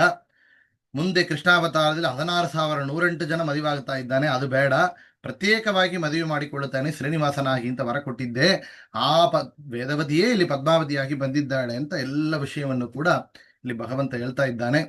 ಆಗ ಹೇಳಿದರಂತೆ, ನಾರಾಯಣಪುರಕ್ಕೆ ಹೋಗು, ರಾಮಕೃಷ್ಣರ ಪೂಜಿಸು. ದಾರಿಯಲ್ಲಿ ಕಪಿಲೇಶ್ವರ ಸನ್ನಿಧಾನಕ್ಕೆ ಹೋಗಿ ನಮಸ್ಕಾರ ಮಾಡಿ ಮುಂದೆ ಹೋಗು, ರಾಮಕೃಷ್ಣರ ಪೂಜಿಸು, ಅಲ್ಲಿ ನಮಸ್ಕಾರ ಮಾಡಿ ಹೋಗು ಬಲರಾಮಕೃಷ್ಣನನ್ನ ಅಂತ ಹೇಳಿದರು. ಆಗ ಇವಳು ಹೋಗಿದ್ದಾಳೆ. ಹೊರಡಬೇಕು ಅಂದ್ರೆ ಇವಳೇನ್ ಮಾಡಿದ್ರು, ಸ್ತ್ರೀ ರೂಪವನ್ನು ತಡೆದರೆ ಹೆಂಗಸು ಮಾಡುವಂತ ಕಾರ್ಯ, ಸ್ತ್ರೀ ಮಾಡುವಂತ ಕಾರ್ಯ ಪೂರ್ತಿ ಆಗೋದಿಲ್ಲ ಅಂತ ಭಗವಂತ ತಾನೇ ಸ್ತ್ರೀಪವನ್ನು ಮಾತಾಡಿದಂತೆ. ಏನು ತಾತ್ಪರ್ಯ ಅಂದ್ರೆ, ಸ್ತ್ರೀಯರು ಅಂದ್ರೆ ಅಸ್ವತಂತ್ರರು ಅರ್ಥ. ಭಗವಂತ ಒಬ್ಬನೇ ಸ್ವತಂತ್ರೋ ಭಗವಾನ್ ವಿಷ್ಣು ಅಂತ, ಅವನೇ ಕೊರತಿ ರೂಪವನ್ನು ತಾಳಿದ, ನೇರಾಗಿ ಬಂದ. ಅಲ್ಲಿ ಅದೇ ಸಮಯ ಅಲ್ಲಿ ಪದ್ಮಾವತಿಗೆ ಜ್ವರ ಬಂದಿತ್ತು. ಅದಕ್ಕೆ ಮಿಂಚ ನಾರದರೇ ಬಂದು ಮುಂದೆ ಹೇಳಿ ಹೋಗಿದ್ದಾರೆ, ನಿನಗೆ ಸಾಕ್ಷಾತ್ ಪರಮಾತ್ಮನೇ ಬಂದು ಮದುವೆ ಆಗುತ್ತಾನೆ ಅಂತ ವಿಷಯವನ್ನು ಹೇಳಿ ಹೊರಡಿದ್ದಾರೆ. ಇಲ್ಲಿ ಬಂದಿದ್ದಾರೆ ಯಾರು, ಕೊರತಿ ರೂಪದಿಂದ ಬಂದಿದ್ದಾಳೆ. ಬಂದಾಗ ಕಾಂತರೆಲ್ಲರೂ ಕೂಡಿಕೊಂಡು ಆಕೆ ಬಹುಳ ಬಂದುಳು, ಬನ್ನೀರಮ್ಮ ಬನ್ನೀರೆಂದು ತಂದೆ ತಾಯಿ ಮಾತನಾಡಿದರು. ತಂದೆ ತಾಯಿ ಬಂದು ಬೆಳಗ ಉಣ್ಣುಂಡವಗೆ ಎಂದಳು, ಇಷ್ಟು ಪರಿಯಲಿದ್ದವಾಕೆ ಕನ್ಯೆ ಯಾಕೆ ತೊರಕಡಿಲ್ಲ, ಹಿಕ್ಕುವುದಕ್ಕೆ ಮಕ್ಕಳಿಲ್ಲ ಮತ್ತೆ ಮದುವೆ ಮಾಡುವೆವು. ಬೃಹಸ್ಪತ್ಯಾಚಾರ್ಯರ ಗರಿಸಿದ ಲಗ್ನಪತ್ರಿಕೆ ಬರೆಸಿದ ಸುಖಾಚಾರ್ಯರ ಗರಿಸಿದ ಮದುವೆ ಬಾಳೆ ಬರೆಸಿದ, ವಲ್ಲಭೆಯನ್ನ ಕರೆಯುವುದಕ್ಕೆ ಕೊಲ್ಹಾಪುರಕ್ಕೆ ಹೋದರು. ಗರುಡ ಬೆಹಡವೇರಿಕೊಂಡು ಬೇಗ ಹೊರಟು ಬಂದರು, ಅಷ್ಟವರ್ಗವನ್ನ ಮಾಡಿ ಇಷ್ಟ ದೇವರ ಪೂಜಿಸಿ ಲಕ್ಷ್ಮೀ ಸಹಿತ ಆಕಾಶರಾಜನ ಪಟ್ಟಿನಕ್ಕೆ ಬಂದರು. ಇಲ್ಲಿ ಎಷ್ಟೋ ಕಥೆಯನ್ನು ಹೇಳ್ತಾರೆ. ಮುಂದೆ ನಾವು ಸಂಕ್ಷಿಪ್ತವಾಗಿದ್ದೀವಿ, ಈ ಸಮಯದಲ್ಲಿ ಎಷ್ಟ ಹೇಳ್ತೀವಿ ಅಷ್ಟು ಹೇಳ್ತಾ ಇದ್ದೆವು. ಆಗ ಪ್ರತಿಯನ್ನು ಬಂದಾಗ ಅವಳನ್ನ ಕರ್ಕೊಂಡು ಬರ್ತಾರೆ. ರಾಣಿ ಬಂದು ಕರೆದಿದ್ದಳು. ಆಗ ಅವಳು ಎಲ್ಲಾ ದೇವತೆಗಳನ್ನ ಪ್ರಾರ್ಥನೆ ಮಾಡುತ್ತಾ ಅಲ್ಲಿ ಹೇಳಿದ್ದರಂತೆ, ಇವಳು ಸಾಕ್ಷಾತ್ ಶ್ರೀನಿವಾಸನೇ ಬಂದು ಮದುವೆ ಮಾಡುತ್ತಾನೆ, ಅವನ ನೋಡಿದ ಕ್ಷಣದಿಂದ ಅವಳಿಗೆ ಜ್ವರ ಬಂದಿದೆ, ಅವನ ಬಿಟ್ಟು ಬೇರೆ ಯಾರಿಗೆ ಮದುವೆ ಮಾಡಿಕೊಟ್ರು ಇವಳು ಬದುಕೋದಿಲ್ಲ ಅಂತ. ಯಾತಕ್ಕೆ ಲಕ್ಷ್ಮಿಗೆ ನಾರಾಯಣ ಬೇಕು, ನಾರಾಯಣ ಲಕ್ಷ್ಮಿ ಬೇಕುಂಬಾದಿಲ್ಲ ಅಂತ. ಯಾತಕ್ಕೆ ಲಕ್ಷ್ಮಿ ಭಗವಂತ ತನ್ನಂತೆ ಆದ ಸ್ತ್ರೀ ರೂಪವನ್ನು ಇಟ್ಟುಕೊಂಡಿದ್ದಾನಂತೆ. ಇದೇ ಭೀಷ್ಮಕ ಮಹಾರಾಜಾವಿಗೆ ರುಕ್ಮಿಣಿ ವಿವಾಹ ಕಾಲದಲ್ಲಿ ಭಗವಂತ ತನ್ನ ವಿಶ್ವರೂಪದಲ್ಲಿ ತನ್ನಂತೆ ಆದ ಸ್ತ್ರೀ ರೂಪವನ್ನು ತೋರಿಸಿಕೊಟ್ಟ ಭಗವಂತ. ಇದೇ ಲಕ್ಷ್ಮೀದೇವಿ ಹೇಳ್ತಾಳೆ, ಹೆಣ್ಣು ರೂಪವ ಕಂಡು ಕನ್ಯೆ ಮಹಾಲಕ್ಷ್ಮಿ ಇವಗನ್ಯ ಬೇಕೆಂದು ಬರಗಾದಳು ಅಂತ ಲಕ್ಷ್ಮೀ ಶೋಭಾಣದಲ್ಲಿ. ಮೂಗಿನ ರೂಪದಲ್ಲಿ ತನ್ನ ಸೌಂದರ್ಯವನ್ನು ತೋರಿಸಿಕೊಡ್ತಾನೆ. ಲಕ್ಷ್ಮಿ ಆಶ್ಚರ್ಯಪಟ್ಲುಂತೆ ಅವಳ ಸೌಂದರ್ಯವನ್ನು ನೋಡಿ. ಆಗ ಪದ್ಮಾವತಿಗೆ ನಾರಾಯಣ ಬೇಕು, ಶ್ರೀನಿವಾಸ ಬೇಕು ಅಂತ ಹೇಳಿ ಹೊರಟಿದ್ದಾರೆ. ಮುಂದೆ ಅವಳು ತಾಯಾದ ಬಗಳಾದೇವಿ ಬರ್ತಾ ಇದ್ದಾಳೆ. ಹೆಣ್ಣು ಕೇಳಕ್ಕೆಂಬ ವಿಷಯವನ್ನು ಕೇಳಿ ಹೊರಟಿದ್ದಾನೆ ಭಗವಂತ. ಈ ಬಗಳಾದೇವಿ ಬಂದಾಗ ಎಲ್ಲ ಮಾತಾಡ್ತಾರೆ. ಆಗ ಎಷ್ಟು ವಯಸ್ಸಾಯಿತು, 25 ವಯಸ್ಸಾಯಿತು. ಯಾತಕ್ಕೆ ಮದುವೆ ಆಗಿಲ್ಲ ಅಂದ್ರೆ, ಮೊದಲೇ ಮದುವೆ ಆಗಿದೆ, ಅವರಿಗೆ ಮಕ್ಕಳಾಗಿಲ್ಲ ಅಂದ್ರು. ಮಕ್ಕಳಾಗಿಲ್ಲ ಅಂದ್ರೆ ಭಗವಂತನಿಗೆ ಅಂದ್ರೆ ನಮ್ಮಂತೆ ಮಕ್ಕಳಾಗಿಲ್ಲ. ಲಕ್ಷ್ಮಿಯ ಸೌಂದರ್ಯ ಕೆಡಬಾರದು ಅಂತ ಮಕ್ಕಳು ಪಡೆಯುವಂತ ಕೆಲಸವನ್ನು ಕೂಡ ಭಗವಂತನೇ ಮಾಡ್ತಾನೆ. ಅಷ್ಟು ಪ್ರೀತಿ ತನ್ನ ಹೆಂಡತಿ ಮೇಲೆ ಅಂತ ವಾದಿರಾಜರು ವರ್ಣ ಮಾಡ್ತಾನೆ. ಆ ರೀತಿಯಲ್ಲಿ ಭಗವಂತನ ಸೃಷ್ಟಿ ಕಾರ್ಯಕ್ರಮ. ಭಗವಂತನಲ್ಲ, ಎಲ್ಲ ಭೂಲೋಕ, ಎಲ್ಲ ಜನಗಳು, ಎಲ್ಲ ಜೀವರಾಶಿಗಳು ಭಗವಂತನ ಮಕ್ಕಳೇ ಅಂತ. ಲೋಕಮಾತಾ ಲೋಕಪಿತ ಹರಿರೇವ ಪರಹ ಹರಿರೇವ ಗುರು ಹರಿರೇವ ಜಗತ್ ಪಿತೃಮಾತೃಗತಿ ಅಂತ ಭಗವಂತ ಎಲ್ಲರಿಗೂ ಪಿತಾ ಮಾತಾವಾಗಿದ್ದಾನೆ ಅಂತ. ಆಗ ಮದುವಾಗಬೇಕು ಅಂತ ಹೊರಟ್ರು. ಆಗ ಇಲ್ಲಿ ಭಗವಂತ ಲೀಲೆಯನ್ನು ಮಾಡ್ತಾ ಇದ್ದ ಅಂತ ಎಲ್ಲ ಕೇಳ್ತೇವೆ. ನನಗೆ ಯಾರಿಲ್ಲ ಅಂತ ಬ್ರಹ್ಮದೇವರು ರುದ್ರದೇವರು ಬಂದರು. ಎಲ್ಲಾ ದೇವತೆಗಳು ನಿಮಗೆ ಬಂದವರಾಗಿದ್ದಾರೆ, ಅವರೆಲ್ಲ ಬರ್ತಾರೆ ಅಂದ್ರು. ಇಲ್ಲ, ನನಗೆ ದುಡ್ಡು ಖರ್ಚು ಮಾಡಲಿಕ್ಕೆ ಇಲ್ಲ ಅಂತ ಹೇಳಿದಾಗ ಕುಬೇರನನ್ನು ಕರೆದು ಅವರಲ್ಲಿ ಸಾಲವನ್ನು ತೆಗೆದು ರಿಟರ್ನ್ ಇಟ್ಟುಕೊಂಡ್ರಂತೆ. ರುದ್ರದೇವರು ಬ್ರಹ್ಮದೇವರು ಸಾಕ್ಷಿಯಾಗಿ ಅಲ್ಲಿ ಸಿಗ್ನೇಚರ್ ಹಾಕಿದ್ರಂತೆ.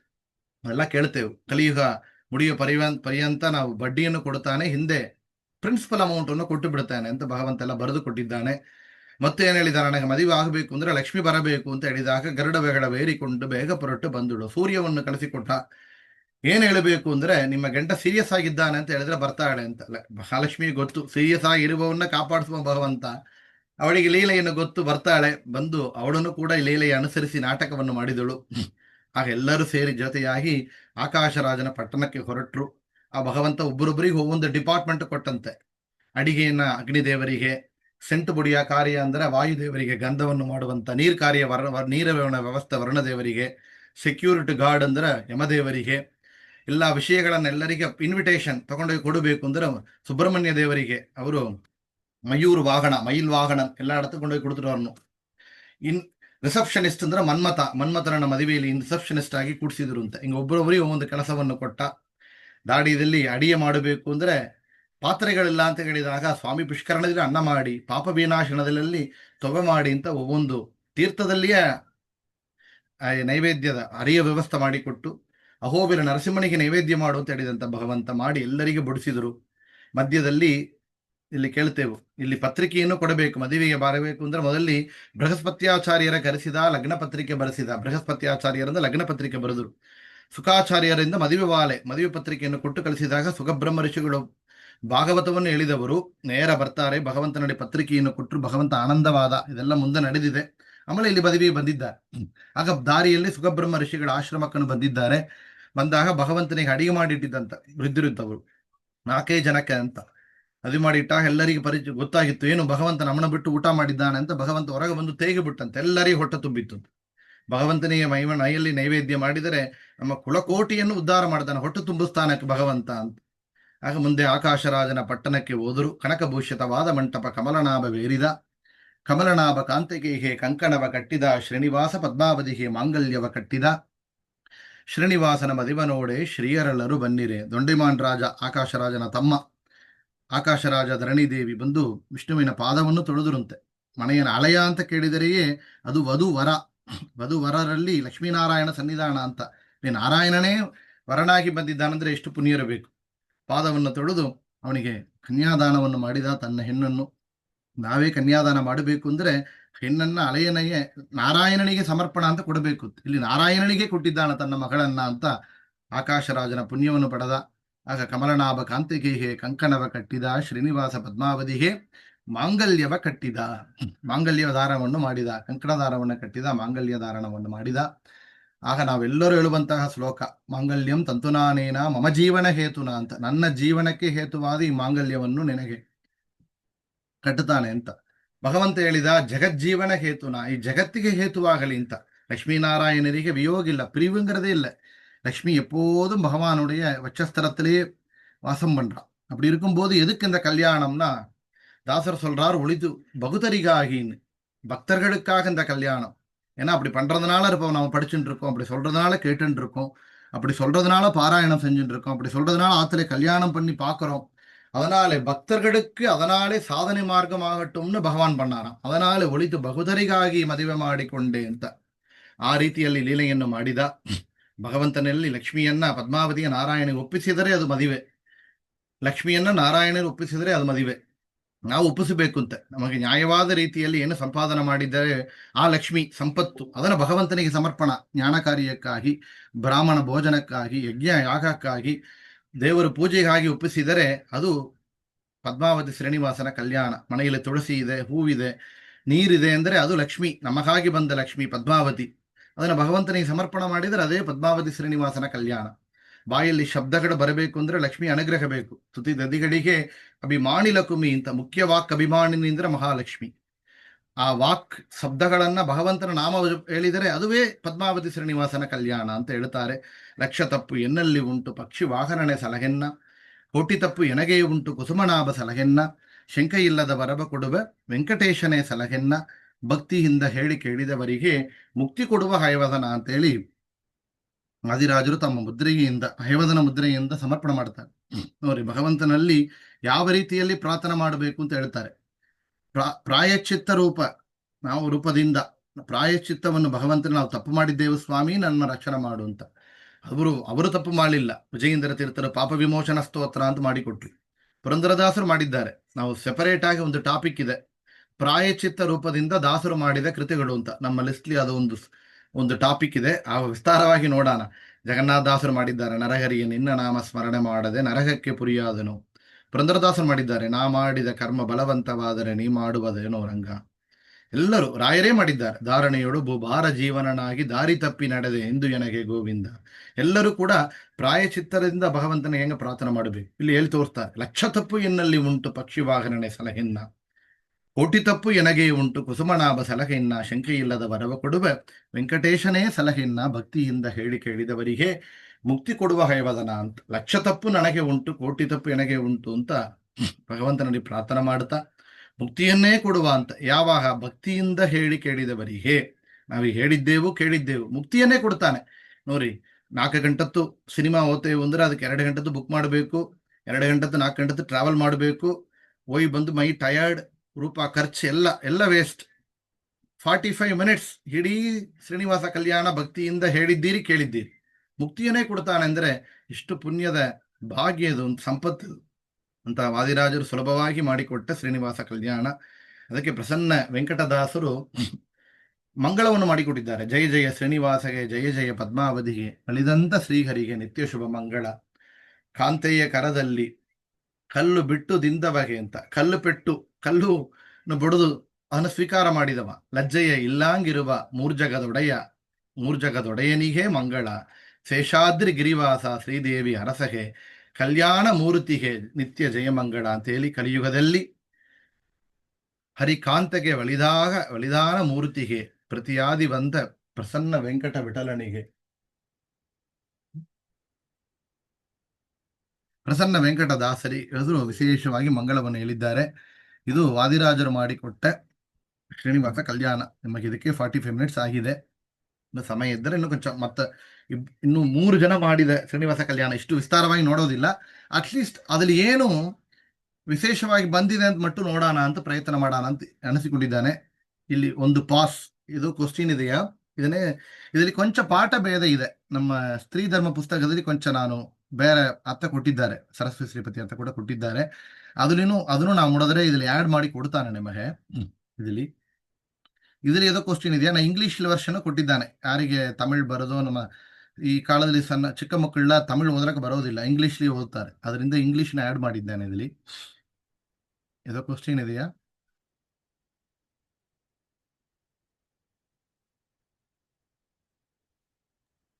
ಇಲ್ಲ ಗುರುಗಳೇ.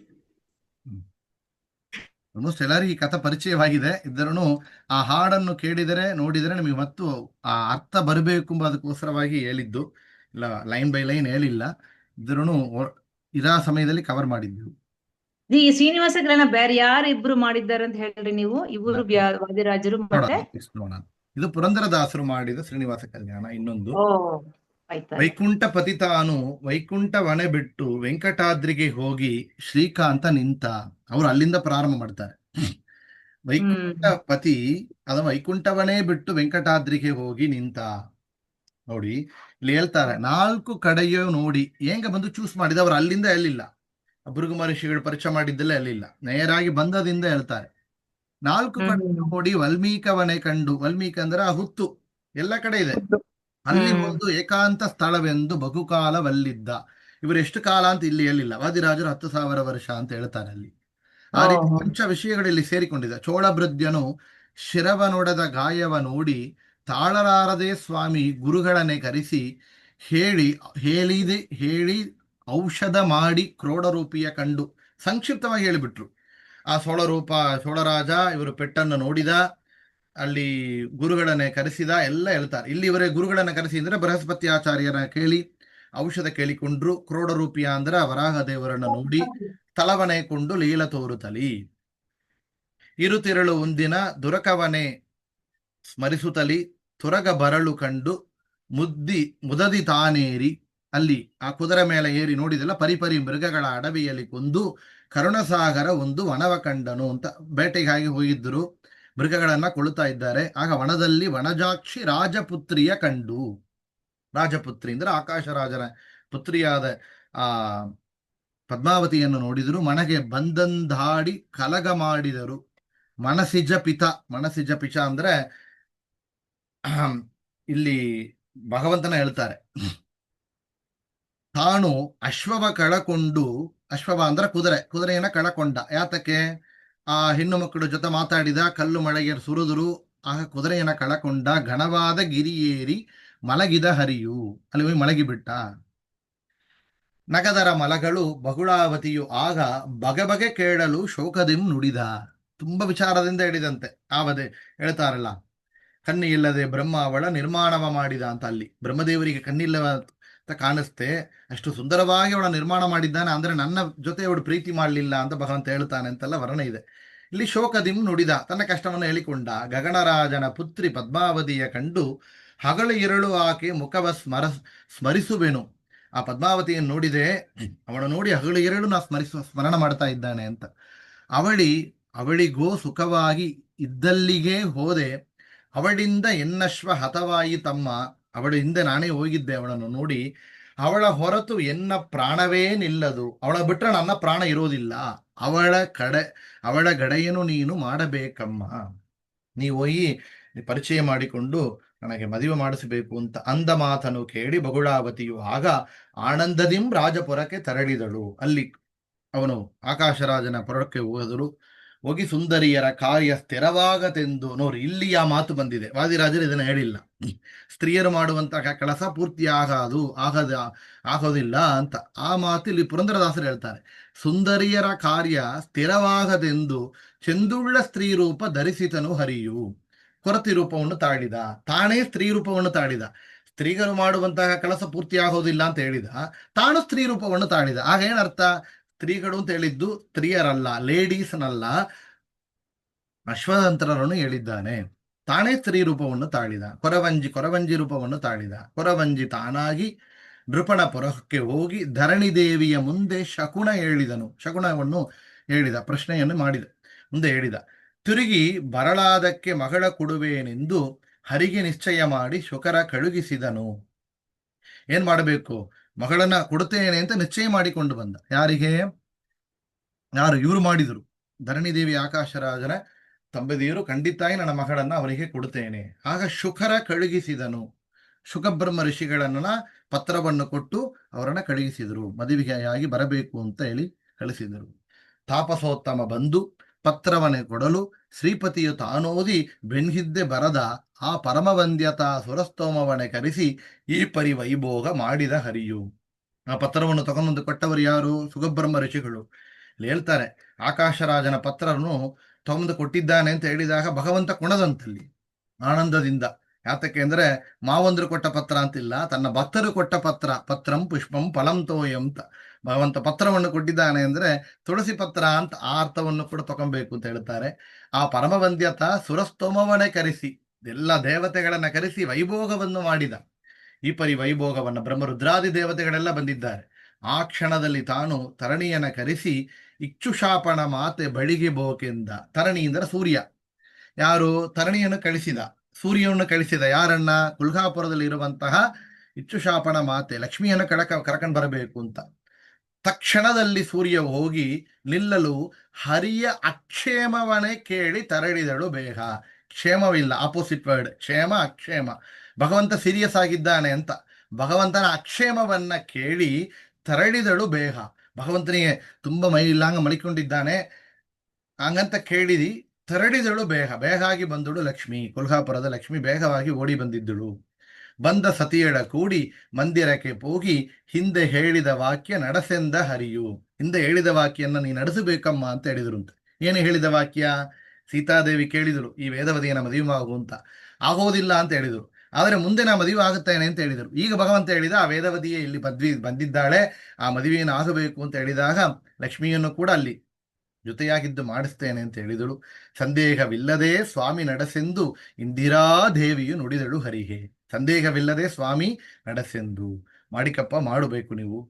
ಇಂದಿರಾದೇವಿಯನ್ನು ಕೂಡ ಅಲ್ಲಿ ಒಪ್ಪಿಕೊಂಡ್ಳು ಅಂತ ಹೇಳ್ತಾರೆ. ಸ್ವಸ್ತಿ ವಾಚನ ಮಾಡಿ ಕುಲದೇವರನಿಟ್ಟು ಪ್ರಸ್ತವ ಮಾಡಿದ ದ್ವಿಜರ ಸ್ತೋಮಕ್ಕೆ. ನೋಡ್ರಿ, ಇಲ್ಲಿ ಕುಲದೇವರು ಅಂತ, ಕುಲದೇವರು ವನ್ನಿ ವೃಕ್ಷ ಹೇಳ್ತಾರೆ ಅಲ್ಲಿ. ಇದರೆಲ್ಲ ಬರ್ತೆ. ಆ ಮರುದಿನ ಆಕಾಶರಾಜನ ಆ ಪುರಕ್ಕೆ ಸುರಸ್ತೋಮವನೆ ಕೂಡಿ ತೆರಳಿ ಬಂದ. ಆಕಾಶರಾಜನ ಪುರಕ್ಕೆ ಬಂದ. ಮುಂದೆ ದೇವತೆಗಳು ಜೊತೆಯಾಗಿ ಬಂದಿದ್ದ. ಬರುವ ಕೃಷ್ಣನ ಕಂಡು ಶುಕಮುನಿ ಸಂಸ್ತುತಿಸಿ ಹರಿಗೆ ಭೋಜನವನ್ನು ಮುದದಿ ಮಾಡಿಸಿದ. ಇದೆಲ್ಲ ವಾದಿರಾಜರದಲ್ಲಿ ಬರಲಿಲ್ಲ. ಇಲ್ಲಿ ಸುಖಬ್ರಹ್ಮ ಋಷಿಗಳು ದಾರಿಯಲ್ಲಿ ಆ ಸುಖಬ್ರಹ್ಮಾಶ್ರಮಕ್ಕೆ ಭಗವಂತ ಬಂದಾಗ ಏನು ಮಾಡಿದರು? ಸಂಸ್ತುತಿಸಿ ಹರಿಗೆ ಭೋಜನವನ್ನು ಮುದದಿ ಮಾಡಿಸಿದ, ಊಟವನ್ನು ಮಾಡಿಸಿದ. ಭವನಿಗೆ ಅಲ್ಲಿ ಭೋಜನವನ್ನು ಮಾಡಿಸಿದ್ದು ಸುಖಬ್ರಹ್ಮ ಋಷಿಗಳು ಮಾಡಿಸಿದರು. ಅಕಳಂಗ ಮಹಿಮನು ಬಂದ ವಾರ್ತೆಯ ಕೇಳಿ ಸಕಲ ಜನರ ಕೂಡಿ ಕರೆಯ ರಾಜ ಮೊದದಿಂದ ಎದುರುಗೊಂಡು ಪರಿಮಳ ಪೂಜಿಸಿ. ಹೆಂಗ ರಿಸೀವ್ ಮಾಡಿದರು ಅಂತ ಹೇಳ್ತಾರೆ. ಪರಿಮಳ ಪೂಸಿ ಸದಮಲ ಹೃದಯನ ಕರದಂದರು ಒಡಗೂಡಿ. ಎಲ್ಲರೂ ಎಲ್ಲ ಗಂಧ ಒಳ್ಳ ವಾಸನೆ ದ್ರವ್ಯಗಳನ್ನು ಹಾಕಿ ಅವರಿಗೆ ರಿಸೀವ್ ಮಾಡಿದ್ರು. ಹೆಂಗ ರಿಸೀವ್ ಮಾಡಿದ್ರು ಅಂತ ಹೇಳ್ತಾರೆ. ಮನೆಗೆ ಪದ್ಮನಾಭನ ಪೀಠದಲ್ಲಿ ಕುಳಿರಿಸಿ ಮಧುರ ಮಾತಲಿ ತನ್ನ ಧರುಣಿ ಏನ್ ಮಾಡಿದ್ರು? ಒಳ್ಳೆ ಪೀಠ ಆಸನದಲ್ಲಿ ಕುಳಿಸಿ ಹೇಮ ಕುಂಭಗಳಿಂದ ದ್ವಿಜರ ಕೈಯೋಳು ಸ್ವಾಮಿ ಪುಷ್ಕರಣಿಯ ತೋಯವನ್ನು ತರಿಸಿ ಹೇಮತಟ್ಟೆಯಲ್ಲಿ ಸ್ವಾಮಿ ಪಾದವನ್ನಿಟ್ಟು ಪ್ರೇಮದಿಂದ ಅಭಿಷೇಕ ಮಾಡಿದನು ರಾಜ. ಚೆನ್ನಾಗಿ ಇಲ್ಲಿ ವಾದಿರಾಜರು ಹೆಂಗ ಮಾಡಿದ್ರು ಅಂತ ಹೇಳ್ತಾರೆ. ಹೇಮ ಕುಂಭಗಳಿಂದ ದ್ವಿಜರ ಕೈಯೋಳು ಸ್ವಾಮಿ ಪುಷ್ಕರಣಿಯ ತೋಯವನ್ನು ಧರಿಸಿ. ಒಬ್ಬನ ರಿಸೀವ್ ಮಾಡಬೇಕು ಅಂದ್ರೆ ಮೊನ್ನೆ ಕೂಡ ನೋಡಿ ಮೂಡಿ ಬಂದಿದ್ರು ಒಂದು ಉಡುಪಿಗೆ ಅಂದ್ರೆ ಪೂರ್ಣ ಕುಂಭ ಮರ್ಯಾದೆ ಅಂತ ಹೇಳ್ತೇವೆ. ಸ್ವಾಮಿಗಳು ಮನೆಗೆ ಬರ್ತಾರಂದ್ರೆ ಒಂದು ಪೂರ್ಣ ಕುಂಭ ಇಟ್ಟು ನಾವು ರಿಸೀವ್ ಮಾಡ್ತೇವೆ, ಸ್ವಾಮಿಗಳನ್ನ ಕರೆಸ್ತೇವೆ. ಆ ತರ ಕೌರವವನ್ನು ಕೊಡಬೇಕು. ಹೇಮ ಕುಂಭಗಳಿಂದ ದ್ವಿಜರ ಕೈಯೋಳು, ಒಳ್ಳ ಬ್ರಾಹ್ಮಣ. ದ್ವಿಜರು ಅಂದ್ರೆ ಬ್ರಾಹ್ಮಣರಿಗೆ ದಿವಿಜರು ಅಂತ ಹೆಸರು, ದೇವತೆಗಳೇನು ದಿವಿಜರು ಅಂತ ಹೆಸರು. ಬ್ರಾಹ್ಮಣರಿಗೆ ದಿವಿಜರು ಅಂದ್ರೆ ಬ್ರಾಹ್ಮಣರು. ಯಾತಕ್ಕೆ? ಎರಡನೇ ಬಾರಿ ಹುಟ್ಟುಬವರು ಅಂತ. ದ್ವಿಜ ಅಂದ್ರೆ second time whoever is taking birth. ಇದಕ್ಕೆ ಸೆಕೆಂಡ್ ಟೈಮ್ ಅಂದ್ರೆ ಉಪನಯನ ಆಗೋದು, ಇನ್ನೊಂದು ಗರ್ಭವಾಸ ಅಂತ ಹೇಳ್ತಾರೆ. ಉಡುಪಿ ಕಡೆ ನೋಡಿದರೆ ಗರ್ಭವಾಸ ಅಂತ ಚೆನ್ನಾಗಿ ಸುತ್ತಿ ಬಿಡ್ತಾರೆ. ಬ್ರಹ್ಮೋಪದೇಶ ಮಾಡುವ ಸಮಯ ಸುತ್ತಿ ಅದಕ್ಕೆ ಮೇಲೆ ಹೊರಗೆ ಕರ್ಕೊಂಡು ಬರ್ತಾರೆ. ಬ್ರಹ್ಮ ಗರ್ಭದಿಂದ ಹೊರಗೆ ಬಂದಂತೆ ಅಂತ. ಆಗ ದಿವಿಜರು ಅಂತ ಹೆಸರು. ಅವರ ಕೈಯಲ್ಲಿ ಸ್ವಾಮಿ ಪುಷ್ಕರಣಿ ನೀರವನ್ನು ಕೊಟ್ಟು ಆ ಕುಂಭ ಮರ್ಯಾದವನ್ನು ಮಾಡಿದರು. ಹೇಮ ತಟ್ಟೆಯಲ್ಲಿ ಒಳ್ಳೆ ಸ್ವರ್ಣದ ತಟ್ಟೆ ಏನ್ ಮಾಡಿದರು, ಅದರಲ್ಲಿ ಪಾದವನ್ನಿಟ್ಟು ಅಭಿಷೇಕವನ್ನು ಪಾದವನ್ನು ತೊಳೆದ್ರು ಅಂತ. ಅಲೆಯ ಬಂದಿದ್ದಾರೆ ಅಂತ. ಭಗವಂತನೇ ಅಲೆಯ ಒಳಗೆ ಇರುವಂತ ಭಗವಂತ ಅಂತ ಮಾಡುತ್ತೇವೆ. ಇಲ್ಲಿ ಭಗವಂತನೇ ಅಲೆಯನಾಗಿ ಬಂದಿದ್ದಾನೆ. ಚಿನ್ನದ ಕಿರೀಟ ಏನೇನು ಕೊಟ್ರು ಅಂತ ಇಲ್ಲಿ ಹೇಳ್ತಾರೆ. ಅಲ್ಲಿ ಅದೇ ಹೇಳಿಲ್ಲ. ಚಿನ್ನದ ಕಿರೀಟ ಆಭರವನ್ನು ಇಟ್ಟು ಕನ್ಯಾದಾನ ಹೆಂಗ ಮಾಡಿದ್ರು ಅಂತ ಹೇಳ್ತಾರೆ. ಕನ್ಯಾದಾನವ ಮಾಡಿ ಧನ್ಯನಾದ ಆಕಾಶ ರಾಜ. ಎಲ್ಲವನ್ನು ಕೊಟ್ಟು ಏನೋ ಒಂದು ಕೊಟ್ಟ, ದಕ್ಷಿಣೆಯನ್ನು ಕೊಟ್ಟಂತೆ. ದಕ್ಷಿಣೆ ಅಂತ ಇದನ್ನೇ ವರದಕ್ಷಿಣೆ ಅಂತ ಇದನ್ನ ಮಾಡಿಬಿಟ್ರು. ಏನೋ ಒಂದೇ ದಾನವನ್ನು ಮಾಡಿದರೆ ದಕ್ಷಿಣೆ ಇಡಬೇಕು. ತಾಂಬೂಲ ಇಟ್ಟರೆ ದಕ್ಷಿಣೆ 1 ರೂಪಾಯಿ 10 ಪೈಸಾವಾದ ಇಡಬೇಕಲ್ಲ. ಅಲ್ಲಿ ಆಕಾಶರಾಜ ಏನಿಟ್ಟ? ಚಿನ್ನದ ಕಿರೀಟ ಆಭರವನ್ನಿಟ್ಟು ಅಂತ. ಎಲ್ಲ ಚಿನ್ನದ ಎಲ್ಲ ಗೋಲ್ಡನ್ ಆರ್ನಮೆಂಟ್ಸ್ ಎಲ್ಲ ಇಟ್ಟಿದ್ದಾನೆ. ಇಟ್ಟು ಕನ್ಯಾದಾನವನ್ನು ಮಾಡಿ ಧನ್ಯನಾದ. ತನ್ನ ಮಗಳನ್ನೇ ಶ್ರೀನಿವಾಸಗೆ ಒಪ್ಪಿಸಿ ಉನ್ನತ ಪದವಿಯೂ ಚೆನ್ನಾಗಿ ಪಡೆದ. ಮಗಳನ್ನೇ ಕೊಟ್ಟಿದ್ದಾನೆ, ಉನ್ನತ ಪದವಿಯನ್ನು ಪಡೆದ. ಮಾವನಪ್ಪನೆಗೊಂಡು ಮೈದಗೋಸ್ತ್ರವ ಕೊಟ್ಟು ಭಾವಶುದ್ಧದಲ್ಲಿ ತನ್ನ ಮಾವಗೊಂದಿಸಿದ. ಯಾವಾಗ ಕರೆದರೂ ಬರುವೆನು ನಾನೆಂದು ಪಾವನ್ನ ಮಾಡೆಂದು ಧರಣಿಗೊಂದಿಸಿದ. ನೋಡ್ರಿ, ಈ ಮಾತು ರುಕ್ಮಿಣೀಶ ವಿಜಯಲ್ಲಿ ಕೂಡ ಬರ್ತೆ. ಕೃಷ್ಣ ರುಕ್ಮಿಣಿಯವರು 2 ಗುಂಪಿನವರಾದ್ರಂತೆ. ಇವರು ಅಲ್ಲಿ ದ್ವಾರಕೆಯ ಜನಕರು 2 ಗುಂಪಿನಾದರು. ಒಬ್ಬ ಕೃಷ್ಣನ ಮನೆಯವರು, ಒಬ್ಬರು ರುಕ್ಮಿಣಿ ಮನೆಯವರು. ಆಗ ರುಕ್ಮಿಣಿ ಮನೆಯವರು ಬಂದು ಕೇಳ್ತಾರಂತೆ, ಒಂದೊಂದು ಕಂಡೀಷನ್. ಮದುವೆ ಆಗಬೇಕು ಅಂದ್ರೆ ಅದ್ರಲ್ಲಿ ಒಂದು ಕಂಡೀಷನ್ ಹಾಕಿದ್ರಂತೆ, ಕರೆದಾಗೆಲ್ಲ ಬರಬೇಕು ಅಂತ ಒಂದು ಕಂಡೀಷನ್. ಆಗ ಕೃಷ್ಣ ಹೇಳಿದಂತೆ ಅದು ಆಗೋದಿಲ್ಲ ಅಂತ. ಕರೆದಾಗೆಲ್ಲ ಬರಬೇಕು, ಆಗೋದಿಲ್ಲ. ಏನು ಅದನ್ನು ಹೇಳಿದಂತೆ, ಕರೆದಾಗೆಲ್ಲ ಕಳಿಸಬೇಕು, ಮಗಳನ್ನ ಕಳಿಸಬೇಕು ಅಂತ ಕೇಳಿಕೊಂಡ್ರು ಅವರು. ಆಗ ಅದು ಆಗೋದಿಲ್ಲ ಅಂದ ಭಗವಂತ. ಯಾತಕ್ಕೆ ಅಂದ್ರೆ, ನಾ ಮಗಳನ್ನ ಮಾತ್ರ, ನಿಮ್ಮ ರುಕ್ಮಿಣಿಯನ್ನು ಮಾತ್ರ ಕಳಿಸೋದಿಲ್ಲ, ನಾನು ಜೊತೆಯಾಗಿ ಬರ್ತೇನೆ.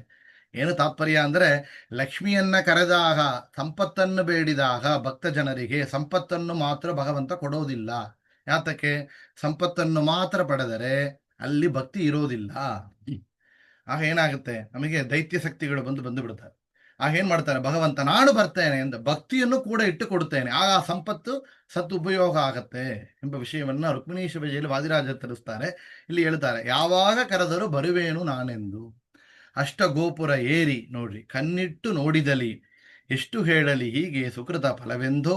ಅಜರುದ್ರ ಮೊದಲಾದ ಸುರರು ದಿವಿಜರೆಲ್ಲ. ಇಲ್ಲಿ ದಿವಿಜರು ಅಂದ್ರೆ ದೇವತೆಗಳಿಗೆ ಅಂತ ಹೆಸರು. ದೇವತೆಗಳೇ ಅದೇ ಹೆಸರು. ದೇವತೆಗಳು ಏನ್ ಮಾಡಿದ್ರು? ಎಲ್ಲರೂ ಅಜರುದ್ರ ಮೊದಲಾದ ಬ್ರಹ್ಮ ರುದ್ರಾದಿ ದೇವತೆಗಳೆಲ್ಲರೂ ಕೂಡ ಅಲ್ಲಿ ಬಂದು ಸುಜನರಂತನ ವೇರಿಪುರಕ್ಕೆ ಸಾಕಿದರು. ಎಲ್ಲ ಬಂದು ಆ ವೆಂಕಟಾದ್ರಿ ಪರ್ವತ ಸ್ಥಾನ ಭಗವಂತರುವಂತಹ ಜಾಗದಲ್ಲಿ ಕುಡಿದಿರೋರು.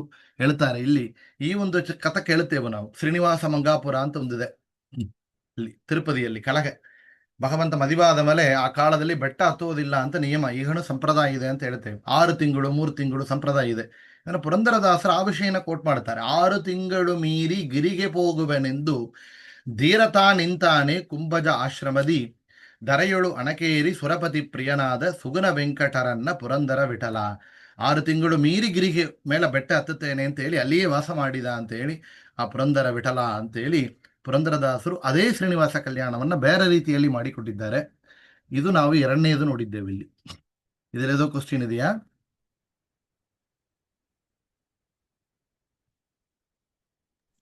ಅದೇ 3 ತಿಂಗಳು ಮೀರಿ ಗಿರಿಗೆ ಹೋಗುವಂತ. ಅದು 6 ಎಂಬ ಒಂದು ವಿಷಯ ಏನಿದೆ, 3 ಎಂಬ ವಿಷಯ ಏನಿದೆ ಎಂಬುದಕ್ಕಾಗಿ ಅವರು 3 ಬ್ಯಾಕೆಟ್ ಹಾಕಿಟ್ಟಿದ್ದಾರೆ.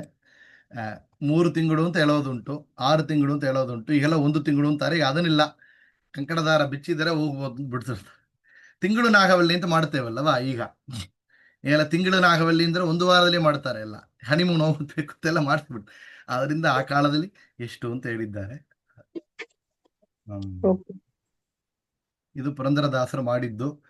ಹೆಚ್ಚು ಟೈಮ್ ಇಲ್ಲ ನೆನೆಸ್ತಾನೆ, 1 ಗಂಟೆ ತಾಗಿದೆ. ಇನ್ನು ಒಂದು 10 ನಿಮಿಷ ನೋಡ್ಬೋದಾ? ನೋಡ್ಬೋದ್ರಿ. ಹೇಳ್ರಿ ರೀ.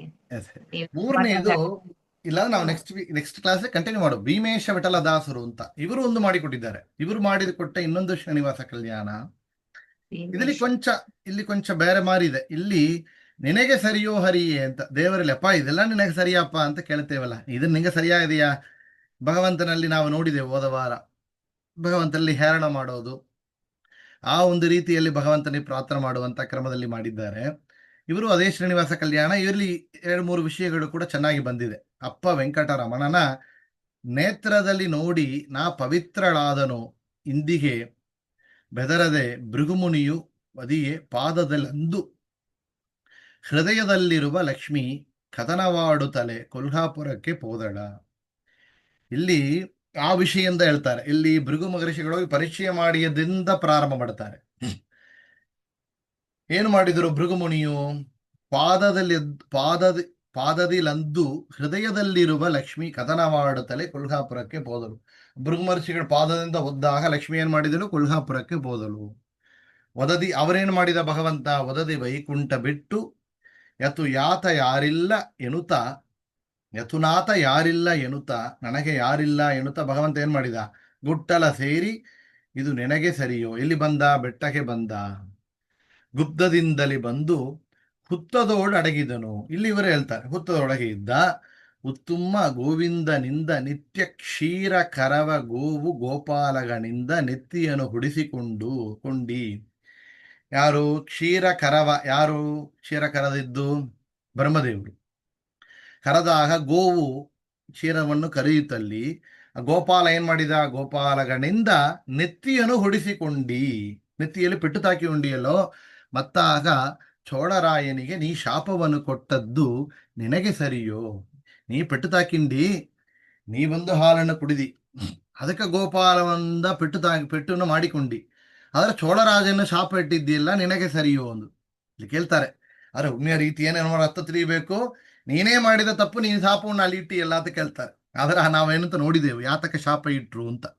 ಈ ವಿಷಯವನ್ನ ಇಲ್ಲಿ ಹೇಳನವಾಗಿ ಹೇಳ್ತದೆ. ಮಾಯರಮಣನು ತನ್ನ ಕಾಯದ ಔಷಧಕ್ಕೆಂದು ಔಷಧ ಏನ್ ಬೇಡಬೇಕು?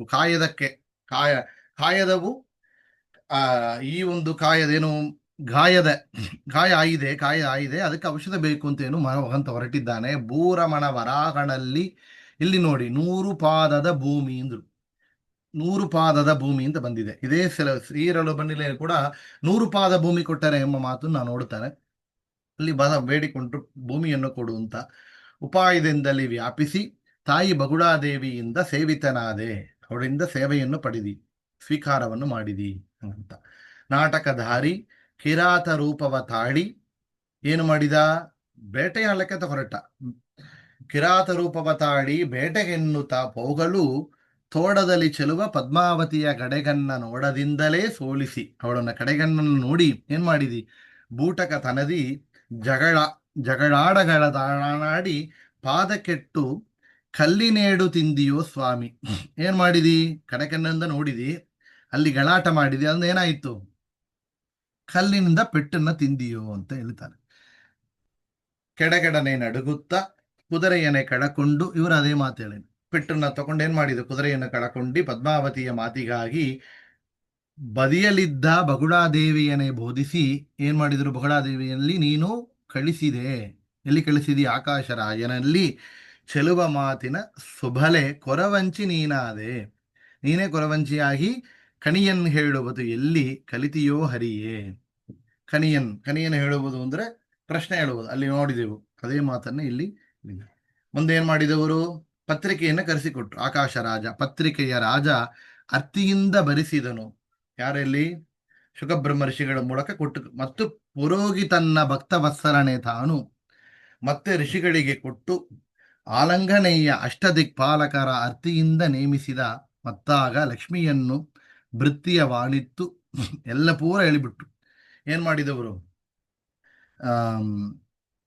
ಲಕ್ಷ್ಮಿಯನ್ನ ಕರಕಂಡು ಬಂದ ವಿಷಯ, ಕುಬೇರನನ್ನು ಮದುವೆ ಮಾಡಲಿಕ್ಕೆ ಯತ್ನವನ್ನೇ ಮಾಡಿಸೆಂದ, ಸಾಲವನ್ನು ಕೊಡುತ್ತ ಬೇಡಿದ್ದು, ಎಲ್ಲ ವಿಷಯಗಳನ್ನ ಹೇಳಿ ನಿತ್ಯ ಉತ್ಸವ ತನ್ನ ಪುತ್ರ ಯಜಮಾನನ್ನ ಪ್ರಸ್ತನವೇ ಮಾಡಿಸೆಂದ. ಹಾಗೆಂದ ಆಕಾಶರಾಯ ಅನೇಕ ಸಂಭ್ರಮದಿಂದ ಕನ್ಯಾದಾನವನ್ನು ಮಾಡಿದ. ಬೇಕಾದ ಆಭರಣ ಭೂಷಣಗಳ ಕ್ರೀಟಗಳ ಆಕಾಳದಲ್ಲಿ ಕೊಡಲು ಸಾಕಾಗವೆಲ್ಲ ಬಡವರ ಕಾಡಿ ಬೇಡುವುದು. ನೋಡಿ, ಆಕಾಶರಾಜನ ಅಷ್ಟು ಕೊಟ್ಟಿದ್ದಾನೆ, ಬೇಕಾದ ಆಭರಣ ಭೂಷಣ ಕ್ರೀಟಗಳು ಎಲ್ಲ ಕೊಡಲು ಕೂಡ ಅದು ಸಾಕಾಗದು ಅಂತ ಹೇಳಿ ಬಡವರ ಕಾಡಿ ಬೇಡುವುದು.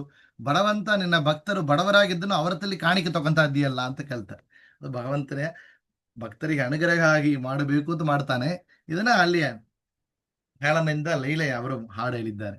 ಪಾದದಲ್ಲಿ ಒಪ್ಪುವ ಪಾಡ ಕರುಳಿ ಗಿರಿಗಜ್ಜೆ ಮೇಲಿನ ಪೀತಾಂಬರ ಮೇಲಾದ ಸಲಿಗೆ ಕಮಲದ ಪದುಕಗಳು.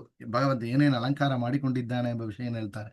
ಹಾಕಿತಾಕ್ಷಣ ನೋಡಿದೆ, ಅಲ್ಲಿ ಒಳಗೆ ಬಂದು ಭಗವಂತನ ಅಲಂಕಾರವನ್ನು ನೋಡಿ ವರ್ಣನ ಮಾಡಿದ್ದಾರೆ ದಾಸರು. ಮುತ್ತು ಮಾಣಿಕ್ಯದ ಮಾಂಗಲ್ಯವನ್ನೇ ಕಟ್ಟಿ ಏನು ಆಭರಣಗಳ ಧರಿಸಿ ಮದುವೆ ಮಾಡಿದ್ದಾನಲ್ಲ ಭಗವಂತ. ಎಷ್ಟು ವರ್ಣಿಸಲಿ ಹರಿಯ ಶ್ರೀಹರಿಯ. ಮುಂದೆ ನೋಡ್ರಿ, ಈ ಗಾಳಿ ಗೋಪುರ, ಆ ಭಗವಂತನ ನೋಡುವಂತ ಆ ಗೋಪುರ ಹೆಸರಿನಲ್ಲಿ ಕೋಟ್ ಮಾಡ್ತಾರೆ. ಗಾಳಿ ಗೋಪುರದ ವಿಮಾನ ಶ್ರೀನಿವಾಸ ದೇವರನು ನಾನು ನೋಡಿದೆ ಭಾವಿಸಿಕೊಂಡೆ. ಹೊಸ್ತಲು ಗರುಡ ಕಂಬ ಸುತ್ತು 7 ಪ್ರಾಕಾರ ಬಂದ್ರು. ನಾವು ಶ್ರೀರಂಗದ ಸಪ್ತ ಪ್ರಾಕಾರ ಅಂತ ಹೇಳ್ತೇವೆ. ಇಲ್ಲಿ ಶ್ರೀನಿವಾಸನ ತಿಮ್ಮಪ್ಪನ ಕ್ಷೇತ್ರ ಕೂಡ 7 ಪ್ರಾಕಾರ ಇದೆ ಎಂಬ ವಿಷಯವನ್ನು ಕೂಡ ಇಲ್ಲಿ ದಾಸರು ತಿಳಿಸಿಕೊಡ್ತಾರೆ. ಗಾಳಿ ಗೋಪುರವನ್ನು ನೋಡಿ, ಶ್ರೀನಿವಾಸನ ನೋಡಿ, ಅಲ್ಲಿ ಗರುಡ ಕಂಬದಲ್ಲಿ ನಮಸ್ಕಾರಗಳನ್ನು ಮಾಡಿ ಸುತ್ತು 7 ಪ್ರಾಕಾರವನ್ನು ಪ್ರದರ್ಶನವನ್ನು ಮಾಡಿದೆ ಎಂಬ ವಿಷಯವನ್ನ ಹೇಳಿ ಮುಂದೆ ಹೇಳ್ತಾರೆ. ಸ್ವಾಮಿ ಪುಷ್ಕರಣಿಯಲ್ಲಿ ಸ್ನಾನವನ್ನೇ ಮಾಡಿ. ಸ್ವಾಮಿ ಪುಷ್ಕರಣಿ ಏನು ಅಂದ್ರೆ ಅದು ಸರಸ್ವತಿ ಸನ್ನಿಧಾನ ಇರುವಂತಹದ್ದು. ಅಲ್ಲಿ ನೋಡಿದನು ನಿನ್ನ ದನಿಯ ಕಣ್ಣು ದನಿಯ, ನಿನ್ನ ನಾನು ನೋಡಿದೆ ಅಂತ ಹೇಳಿ ಮುಂದೆ ಹೇಳ್ತಾರೆ. ಬನ್ನಗಾದ್ರಿ ವೆಂಕಟರಣ್ಣ ರಥಶೃಂಗಾರ ರಥ ಉತ್ಸವವನ್ನು ಹೇಳ್ತಾರೆ. ಇನ್ನಲ್ಲಿ ಕಾಣೆ ಜಗದಿ ಕನ್ನಾರ ಕಂಡೆ ಗರುಡ ಉತ್ಸವವನ್ನು ಹೇಳ್ತಾರೆ. ಬ್ರಹ್ಮೋತ್ಸವ ಕಾಲದಲ್ಲಿ ಗರುಡ ಉತ್ಸವ, ಗರುಡ ವಾಹನನಾಗಿ ಭಗವಂತ ಬರುವಂತ ಉತ್ಸವ ಅಲಂಕಾರ ಇನ್ನೂ ವರ್ಣಿಸಲಿ ತರವೇ. ನನ್ನ ಪೂರ್ಣಿಯಾದ ಅಖಿಲ ಗಂಡನಾದ ಎನ್ನ ಕಿವಿಗಾಂಧನವೋ ಚಂದವೋ ಗಿರಿಯು ಹೇಳ್ತಾರೆ. ಭೂ ವೈಕುಂಠವಾಗಿ ತೋರುತ್ತಲಿದೆ. ನಿಮಗೆ ಏನಾಗಿ ತೋರುತ್ತೆ? ಭೂ ವೈಕುಂಠವಾಗಿದೆ. ವರಾಹ ದೇವರನ ನೋಡಿದೆ. ಇಲ್ಲಿ ಒಂದು ಮಾತು ನೋಡ್ರಿ, ಅಲ್ಲಿ ಭಗವಂತ ಮಾತು ಕೊಟ್ಟ, ಮೊದಲು ಪೂಜೆ ನಮಗೆಂದನು. ತಿರುಪತಿ ಕ್ಷೇತ್ರಕ್ಕೆ ಹೋಗಬೇಕು ಅಂದ್ರೆ ಮೊದಲು ದರ್ಶನ ವರಾಹ ದೇವರ ದರ್ಶನ ಆಗಬೇಕು, ಮೊದಲು ಪೂಜೆ ಅವರಿಗೆ ಆಗಬೇಕು, ಮೊದಲು ನೈವೇದ್ಯ ಅವರ ಆಗಬೇಕು. ಆ ರೀತಿಯಲ್ಲಿ ಮಾಡಿದ ಮಾತ್ರ ತಿರುಪತಿ ಕ್ಷೇತ್ರದ ಫಲ ನಮಗೆ ಪೂರ್ತಿಯಾಗಿ ಆಗತ್ತೆ. ಅದನ್ನು ಬಿಟ್ಟು ನಾವೇನ್ ಮಾಡ್ತೇವೆ? ತುಂಬಾ ಗುಂಪುದೆ ಅಂತ ವರಾಹ ದೇವರ ದರ್ಶನ ಸ್ಕಿಪ್ ಮಾಡ್ತೇವೆ. ಅದರಿಂದ ಇನ್ನು ಅಲ್ಲಿ ಕ್ಯೂಲಿ ಹೋಗಿ ಕಷ್ಟಪಡ್ತೇವೆ ಹೆಚ್ಚು. ಆದರೆ ಅದೇ ವರಾಹ ದೇವ ನೋಡಿ ಹೋದ್ರೆ ಇನ್ನು ಅಲ್ಲಿ ಕೂಡ ಕ್ಯೂ ನಮಗೆ ಅನುಕೂಲ ಕೂಡ ಆಗುತ್ತೆ. ನಮಗೆ ಆಕ್ಚುಲ್ ಆಗಿ ಒಂದು ಮುಳ್ಳ ಅಂದ್ರೆ ಹೊರಗಿಂದ ಗೋಪುರವಾದ ದರ್ಶನ ಮಾಡಿ ವರಾಹ ದೇವನ ದರ್ಶನ ಮಾಡಿ ಮಾನಸಿಕವಾಗಿ ಮಾಡಿ ಹೋಗಬೇಕಾಗಿ ಕಮ್ಮಿ ಪಕ್ಷ. ಇಲ್ಲಿ ಅದರಿಂದ ಕೂಡ ಇವರು ವರಾಹ ದೇವರನ್ನು ನೋಡಿದೆ ಅಂತ ಹೇಳಿ ಇಲ್ಲಿ ಕೋಟ್ ಮಾಡ್ತಾರೆ ದಾಸರು. ಬಿಸಿಯಾದ್ರಿರಾಧ ಭೀಮೇಶ ವಿಠಲನ್ನ ತಯದಿ ನೋಡುತ್ತನು ನಿಮ್ಮ ದನಿಯ ಕಣ್ಣು ದನಿಯ ಅಂತ ಭೀಮೇಶ ವಿಠಲ ದಾಸರು ಅಂತ ಅವರು ಮಾಡಿದ ಒಂದು ಶ್ರೀನಿವಾಸ ಕಲ್ಯಾಣ. ಪ್ರತಿ ಮಚ್ ಅಲ್ಲಿರೋ ವಿಷಯಗಳನ್ನೇ ಇವರು ಹೇಳಿದ್ದಾರೆ. ಇದು ಭೀಮೇಶ ವಿಠಲ ದಾಸರ ಶ್ರೀನಿವಾಸ ಕಲ್ಯಾಣ. ಇನ್ನೊಂದು ಪ್ರಸನ್ನ ಶ್ರೀನಿವಾಸ ದಾಸರು ಅಂತ, ಇವರು ಅದೇ ವಿಷಯ ಇನ್ನು ಕೊಂಚ ಹೆಚ್ಚಾಗಿ ಹೇಳಿದ್ದಾರೆ. ಬಟ್ ಆ ಚರಿತ್ರೆ ಇನ್ನು ಇಲ್ಲಿ ಕೊಂಚ ವಿಸ್ತಾರವಾಗಿ ಹೇಳ್ತಾಳೆ. 7 ತಾಳದ ಉಕ್ತ ರಕ್ತ ತಾಳ ಆರದೆ ಆ ವಿಷಯ, ಚೋಳರಾಯಕ್ಕೆ ಕೊಟ್ಟ ಶಾಪ, ಈ ವಿಷಯಗಳು. ಸ್ವಗತ ಭೇದ ಇಲ್ಲದಂತ ಸ್ವಚ್ಛಿತ್ ಸುಖಮಯ ಆನಂದ ನಿರ್ವಾಹಕ ವಿಶೇಷ ಅಂತ ಇವರೇನ್ ಮಾಡಿದ್ರು. ಇದರೊಂದು ವಿಶೇಷ ನಾವು ನೋಡಬೇಕು. ವರಾಹದೇವರು ಶ್ರೀನಿವಾಸ ದೇವರು ಇಬ್ಬರು ಮಾತಾಡ್ತಾರೆ. ಇಬ್ಬರು ಯಾರು? ಇಬ್ಬರೂ ಒಬ್ಬನೇ. ಭಗವಂತನ ರೂಪದಲ್ಲಿ ಭೇದ ಇಲ್ಲ, ಸ್ವಗತ ಭೇದ ವಿವರ್ಜಿತ, ಆ ವಿಷಯವನ್ನು ಹೇಳ್ತಾರೆ. ಆತಕ್ಕೆ ವರಾಹದೇವರು ಹೇಳಿರುತ್ತೆ, ನಾ ಪಾದನ ಅಳೆದು ತಕೊಳ್ಳ ಅಂತ ಕೇಳಿದಾಗ ಶ್ರೀನಿವಾಸ ದೇವರು ಕೇಳಿದ ವರಾಹದೇವರು ಅಪ್ಪಪ್ಪ ಬೇಡಪ್ಪ ಅಂದಂತೆ. ಯಾತಕ್ಕೆ? ನೀ 3 ಪಾದ ಅಂತ ತಕೊಂಡು ವಾಮನರು ಆಗಿ ಬಂದು ತಿರುವೈಕ್ರಮವಾಗಿ ಬೆಳೆದಿ, ಅದರಿಂದ ನಿನ್ನ ಮಾತು ನಾ ಕೇಳೋದಿಲ್ಲ, ನನ್ನ ಪಾದದಿಂದ ಅಳೆದು ಕೊಡ್ತೇನೆ ಅಂತ. ಏನ್ ಅರ್ಥ ಅಂತ? ಅರ್ಥ ನೀ ಅಳದರ ಬೇರಲ್ಲ, ನಾ ಅಳದರ ಬೇರಲ್ಲ, ಯಾತಕ್ಕೆ ಇಬ್ಬರನ್ನು ಒಬ್ಬನೇ ಅಂತ ಅರ್ಥ. ಸ್ವಗತ ಭೇದ ವಿವರ್ಜಿತ, ಆ ವಿಷಯವನ್ನು ಕೂಡ ಇಲ್ಲಿ ಈ ದಾಸರು ಇಲ್ಲಿ ಹೇಳಿದ ವಿಷಯಗಳನ್ನು ಕೊಡ್ತೇವೆ. ಇನ್ನೊಂದು ಮಂಗಳ ಚಿನ್ಮಯ ಅದೆಲ್ಲ ತೊಂಡಮಾನರಾಯ ನನ್ನ ಚಂಡ ಭೂಪನು ಆಕಾಶ ಕಂಡನು ಕಮಲದೋಳ್ಸಿಸುವ, ಇದು ಈ ಪದ್ಮಾವತಿ ಹುಟ್ಟಿದ ವಿಷಯವನ್ನ ಇಲ್ಲಿ ಹೇಳಿದ್ದಾರೆ. ಇದು ಇಲ್ಲಿ ಬಂದಿಲ್ಲ. ತೊಂಡಮಾನ್ ರಾಯ ಅವನು ತೊಂಡಮಾನ್ ರಾಜ, ಆಕಾಶ ರಾಜನ ತಮ್ಮ. ಅವರು ಏನ್ ಮಾಡಿದರು?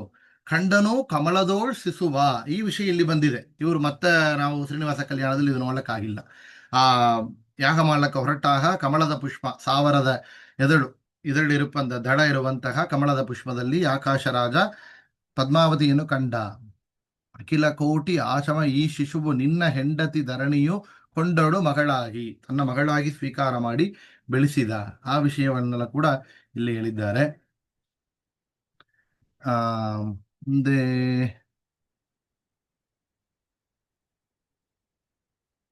ಇಲ್ಲಿನೂ ಆ ಒಂದು ಇದೆಲ್ಲ ಹೇಳಿದ್ದಾರೆ ವಿಷಯಗಳು. ಏನಂದ್ರೆ ಈ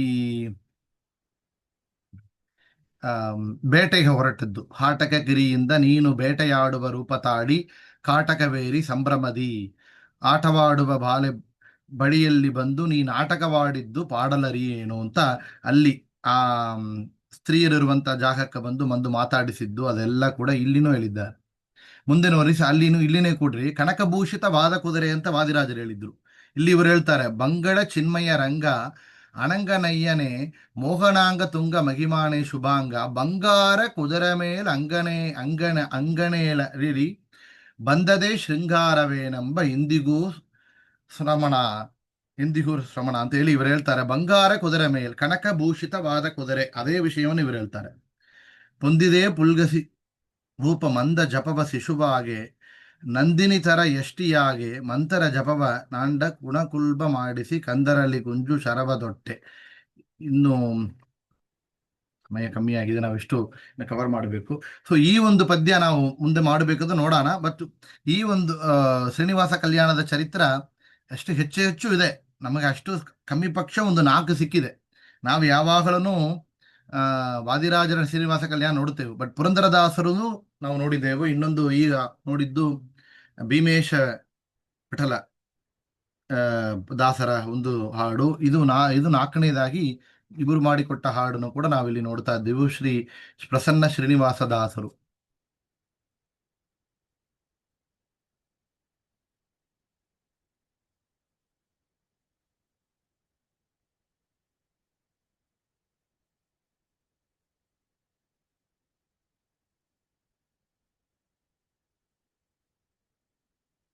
ಇದು ನೋಡ್ರಿ, ಈ ಒಂದು ವಿಷಯ ನೋಡಿ, ನಾ ಹೇಳಿದೆ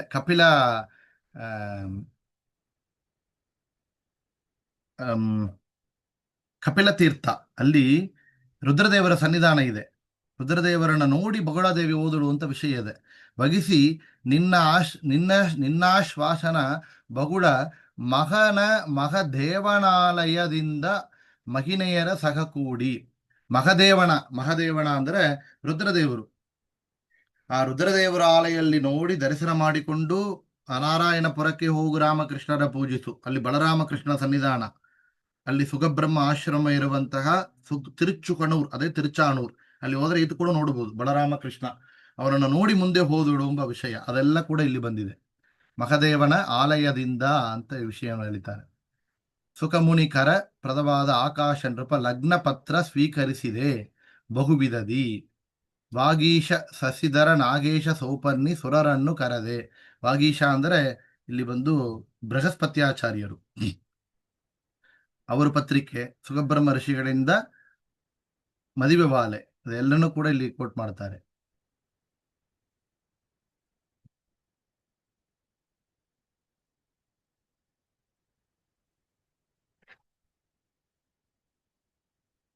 ಪುರಮುನಿ ಜನ ಪರಿಪರಿ ಸಾಧನವಿತ್ತೆ ನೀರುಹ ಜಾಂಡವು ನಿನ್ನ ಅಧೀನವು ಸಿರಿಭೂತರೆಯು ಶ್ರೀನಿವಾಸ ದಯನೀದೆ ನೀನಿಂದು ನುಡಿಸಿದ ನುಡಿಯು ನಿನ್ನಡಿಗಳಿಗೆ ಅರ್ಪಣೆಯು ಸಣ್ಣ ಮಾರುತಿ ಮನೋಗತನೆ ಅಂತ ಹೇಳಿ ನೀನಿಂದು ನುಡಿಸಿದ ಮಾತು ಅಂತ ಹೇಳಿ ಸಮರ್ಪಣೆ ಮಾಡ್ತಾರೆ. ಮತ್ತು ಹೆಚ್ಚಾಗಿ ನೋಡೋಣ, ಮುಂದೆ ಬರುವಂತಹ ಸಮಯದಲ್ಲಿ ನೋಡೋಣ. ಇದಕ್ಕೆ ಆತಕ್ಕೆ ಅಂದರೆ ನಾವು ಪಂಕ್ಚುವಾಲಿಟಿ ಮೇಂಟೈನ್ ಮಾಡಿದ್ರೆ ನಾವು ಯಾರು ಬರೋದಿಲ್ಲ ಕ್ಲಾಸಿಗೆ. 1 ಗಂಟೆ ಅಂದರೆ ನಾವು 1 ಗಂಟೆ 10 ನಿಮಿಷ ಹೆಚ್ಚಾಗಿ ತಗೊಂಡೆವು. ಇವತ್ತು ಈ ನೋಡಿದ ಒಂದು ಪಾಠವನ್ನು ಕೂಡ ವಿಶೇಷವಾಗಿ ಎಲ್ಲ ಸಮಸ್ತ ಜ್ಞಾನಿಗಳು ಗುರು ಪರಂಪರೆಯಲ್ಲಿರುವಂತಹ ಮಗನೀಯರ ಅಂತರ್ಯಾಮಿಯಾದ ಭಾರತೀಯ ರಮಣ ಮುಖ್ಯ ಪ್ರಾಣ ಅಂತರ್ಗತ ಶ್ರೀನಿವಾಸನ ಪಾದಾರವಿಂದಗಳಲ್ಲಿ ನಾವು ಇದನ್ನ ಸಮರ್ಪಣೆ ಮಾಡೋಣ. ಮತ್ತು ಶ್ರೀನಿವಾಸ ಕಲ್ಯಾಣನ ಮತ್ತು 2ನೇ ಪಾರ್ಟ್ ನೋಡಬೇಕು ಅಂದ್ರೆ ಕೂಡ ನೋಡೋಣ. ಎಷ್ಟು ಹೆಚ್ಚು ಇದರಲ್ಲಿ ವಿಷಯಗಳಿದೆ, ತಾತ್ಪರ್ಯಗಳಿದೆ. ಇದು ಬಂದು ಏನೋ ಒಂದು ಕಥೆಯಲ್ಲ, ಇದು ನಮಗೆ ವಿಶೇಷವಾದ ಭಕ್ತಿಯನ್ನು, ಜ್ಞಾನವನ್ನು ಉಂಟು ಮಾಡುವಂತಹ ಹರಿ ಸರ್ವೋತ್ತಮತ್ವ, ವಾಯು ಜೀವೋತ್ತಮತ್ವ, ತಾರತಮ್ಯನ ಹೇಳುವಂತಹ ಒಂದು ಚರಿತ್ರ ಅಂತ ನಾವು ನೋಡಬೇಕು. ಆ ರೀತಿಯಲ್ಲಿ ದಾಸರ ಕೃತಿಯನ್ನು ಕೂಡ ಇಟ್ಟುಕೊಂಡು ನೋಡಿದಾಗ ನಮಗೆ ವಿಶೇಷವಾದ ವಿಷಯಗಳು ಅಲ್ಲಲ್ಲಿ ನಮಗೆ ಸಿಗ್ತಾ ಇದೆ, ನೋಡಬಹುದು ಅಂತ ಹೇಳ್ತಾ ಈ ಒಂದು ಪಾಠವನ್ನು ಪೂರ್ತಿ ಮಾಡೋಣ. ಏನೋ ಪ್ರಶ್ನೆ ಇದ್ದರೆ, ಫೀಡ್ಬ್ಯಾಕ್ ಇದ್ದರೆ, ಕಮೆಂಟ್ಸ್ ಇದ್ದರೆ ಹೇಳ್ಬಹುದು.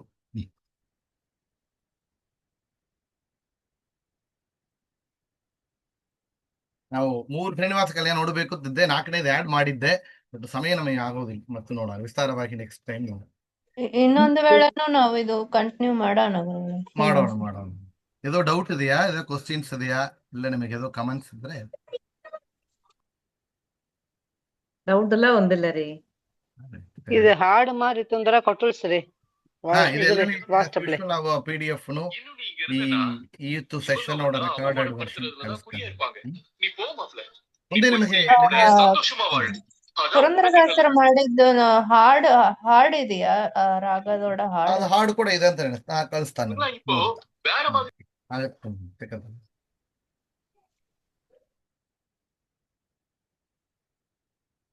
ಬೇರೆದೋ ಪ್ರಶ್ನೆ ಇದೆಯಾ, ಕ್ವಶನ್ಸ್? ನಾನು ಶ್ರೀಲತಾ ಮಾತಾಡ್ತೇನೆ, ಅನಿರುದ್ಧಮ್ಮ. ಅವರು ಪ್ರಾಣೇಶ್ ಅವರಮ್ಮ ಗಾಯತ್ರಿ ಅವ್ರನ್ನ ಸ್ವಲ್ಪ ಇದೆಲ್ಲ ಜಾಯಿನ್ ಮಾಡಿ ಬಿಡ್ತೀರಾ? ಅವರು ಹೇಳಿದ್ರು.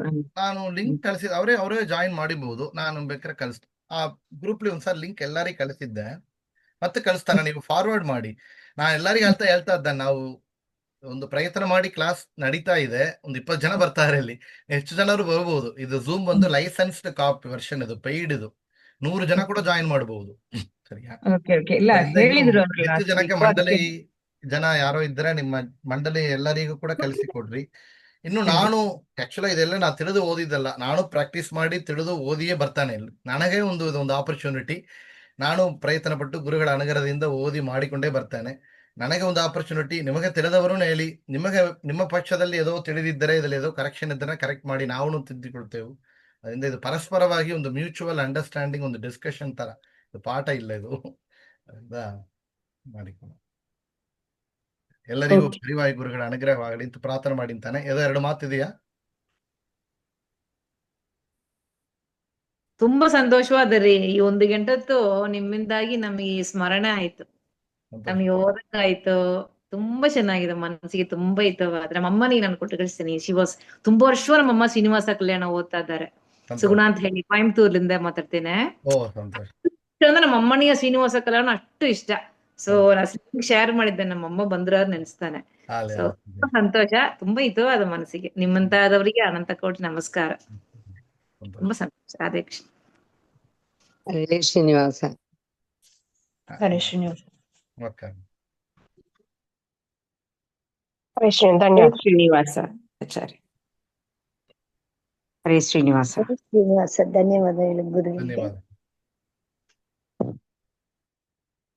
ಹರೇ ಶ್ರೀನಿವಾಸ. ಧನ್ಯವಾದ. ಹರೇ ಶ್ರೀನಿವಾಸ. ಧನ್ಯವಾದ.